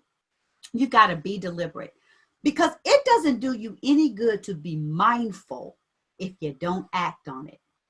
And mindfulness is, I'm going to bring it all together, this conscious decision to be aware of your thoughts, to be aware of your behaviors, to be aware of your actions, intentions, and desires. And then boom, you have a really powerful tool when you combine that with being deliberate, because knowledge without action is just trivia. And child, we ain't playing trivial pursuit. We are trying to get to our destiny. So you got to be deliberate. And being deliberate means that you are truly living your life on purpose. Live your life on purpose, because I think, women spend 99% of their lives doing what they should be doing. And they give only a little 1% to what it is they desire and deserve. Girl, you got to flip the script. Today is your day to flip the script. You got to be deliberate and ask yourself in everything that you're doing, is this taking me closer to what it is I desire and deserve? Or is it taking me further away? And then you be deliberate. You cut it off. You make those decisions. You cut off all options, again, that aren't getting you closer to what it is you desire and deserve. You got to be deliberate. You got to be deliberate and ensure that you are living your life on purpose and not living your life on default. Because when you're in the wrong 99%, when you're doing what you should be doing, what other people are doing, what other people say you ought to be doing, what other people expect of you, instead of doing it what you desire to do. Now I'm gonna step out there. I'm gonna tell you this. Tell yourself this, okay? I'm a grown ass woman. All right, that may have shocked some of you. Oh yeah, I use the word because sometimes you got to shock yourself into remembering you are a grown woman. You don't have to wait on anybody. You don't have to do what others expect of you. It is your purpose to do what it is you desire and to do so that you can live your purpose and you can make those powerful decisions that get you to your destiny. Because you want to make sure that you understand this. Here's another declaration for you. I declare I deserve my destiny. Hey, am I the only one who thinks that? If you believe that, say it to yourself. Say it out loud. I declare I deserve my destiny. And when you take all those steps, you've got to put in the work. You got to put in the work. It's not going to happen to you. There are things that will come to you fortuitously, meaning you can win the lottery. But guess what? To win the lottery, what you got to do? You got to do some work. You got to go buy the ticket. Nobody's going to give you the lottery just because you want it. Same thing with everything else. You've got to put in the work. So what do I mean by that?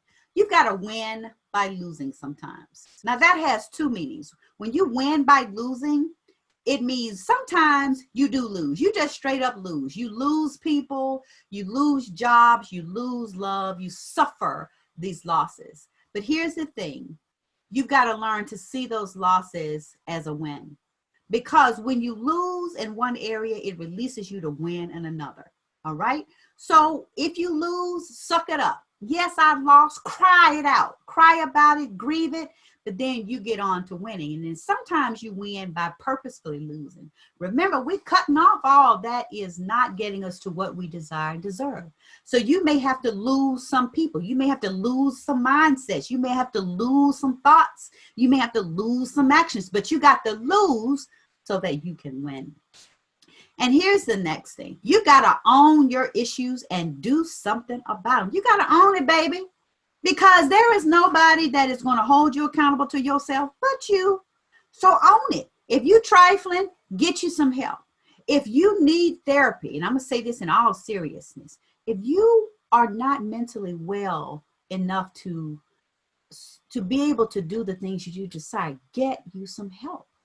Own your issues. Understand what it is that you need and do it. If you need to change your attitude, you got a stinking nasty attitude, change it.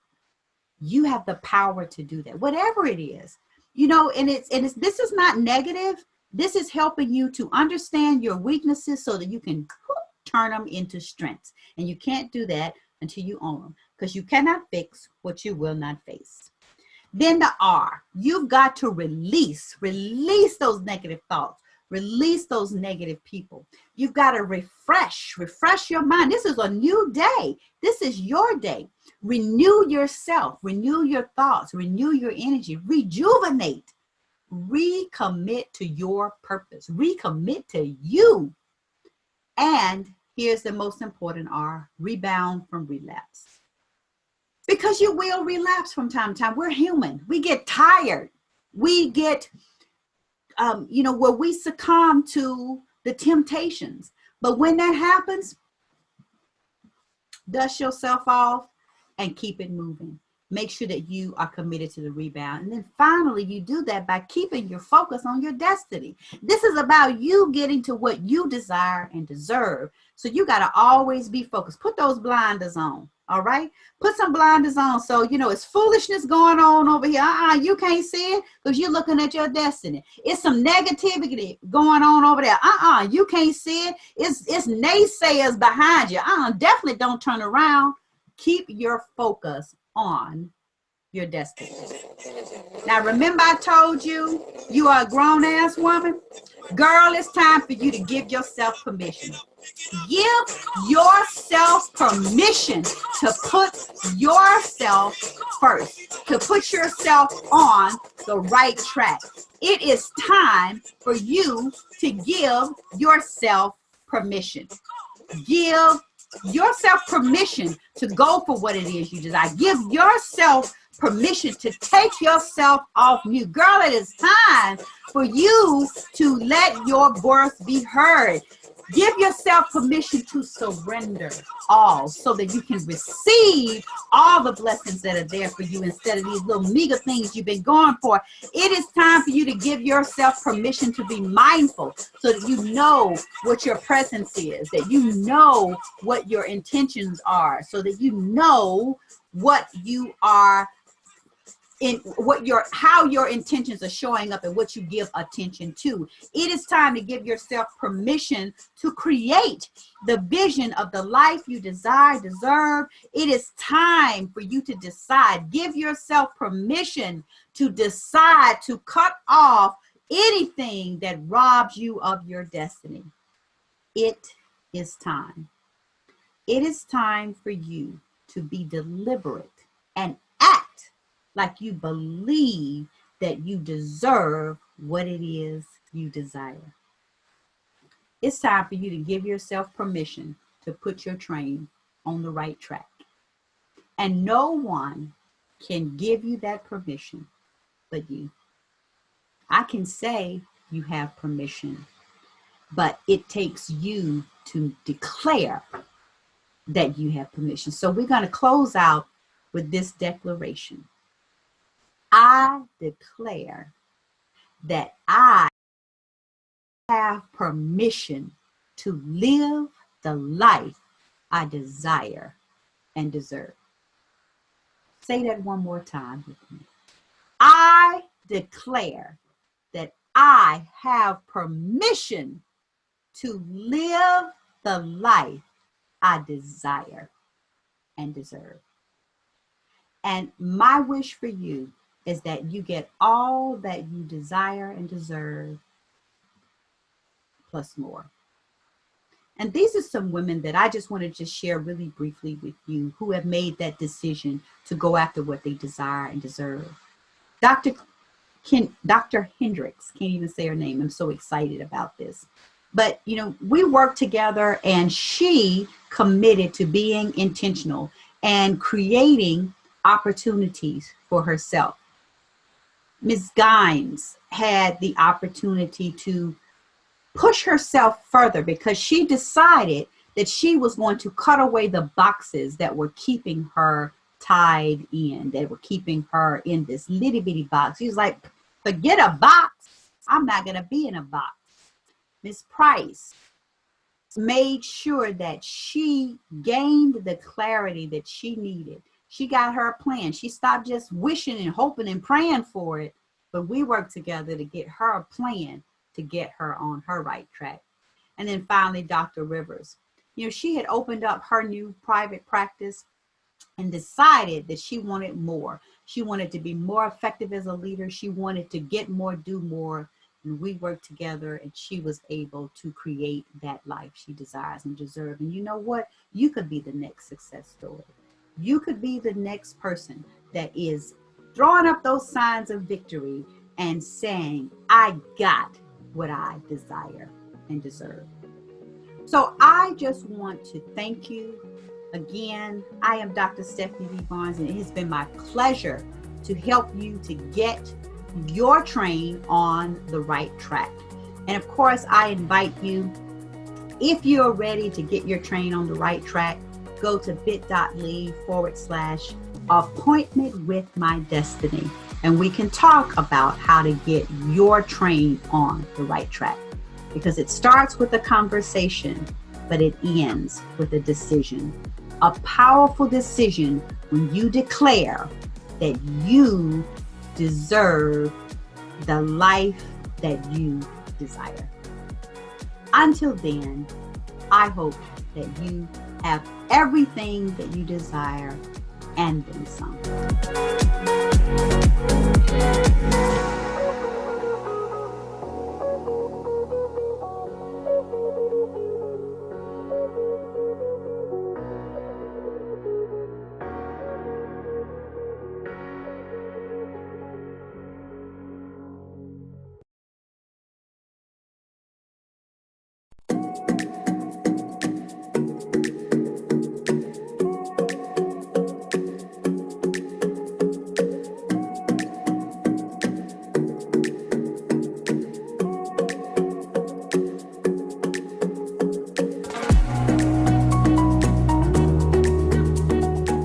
Hasn't this been an amazing day one? Hearing from a king, hearing from my sisters talking about declaring your favor, declaring your greatness in life, all of the amazing speakers that have come today. And I just want to wrap up this day one with declaring for your life.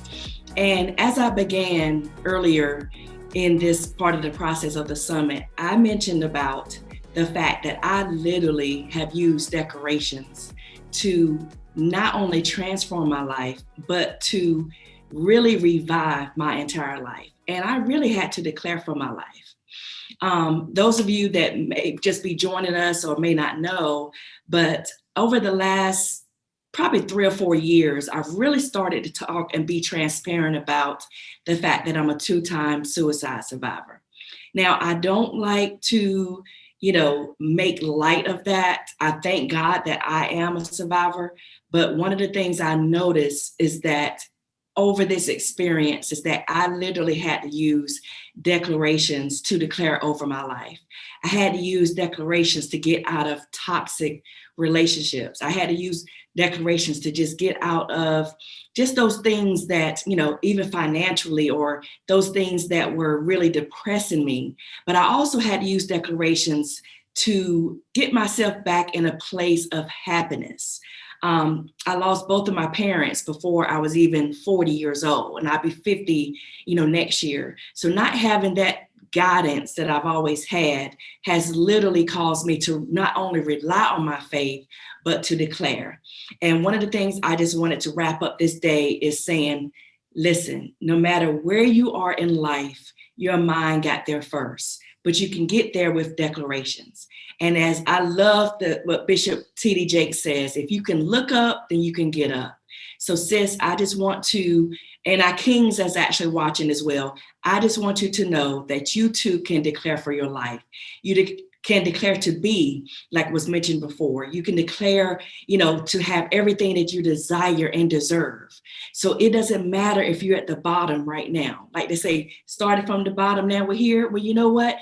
When you can look up, you can get up. So I just want to encourage you on today one for declaring for your life, because literally many of us are fighting for our life. We're fighting for our mental health life. We're fighting for our financial life. We're fighting for our family life. We're fighting for our marriage life. We're fighting for our love life.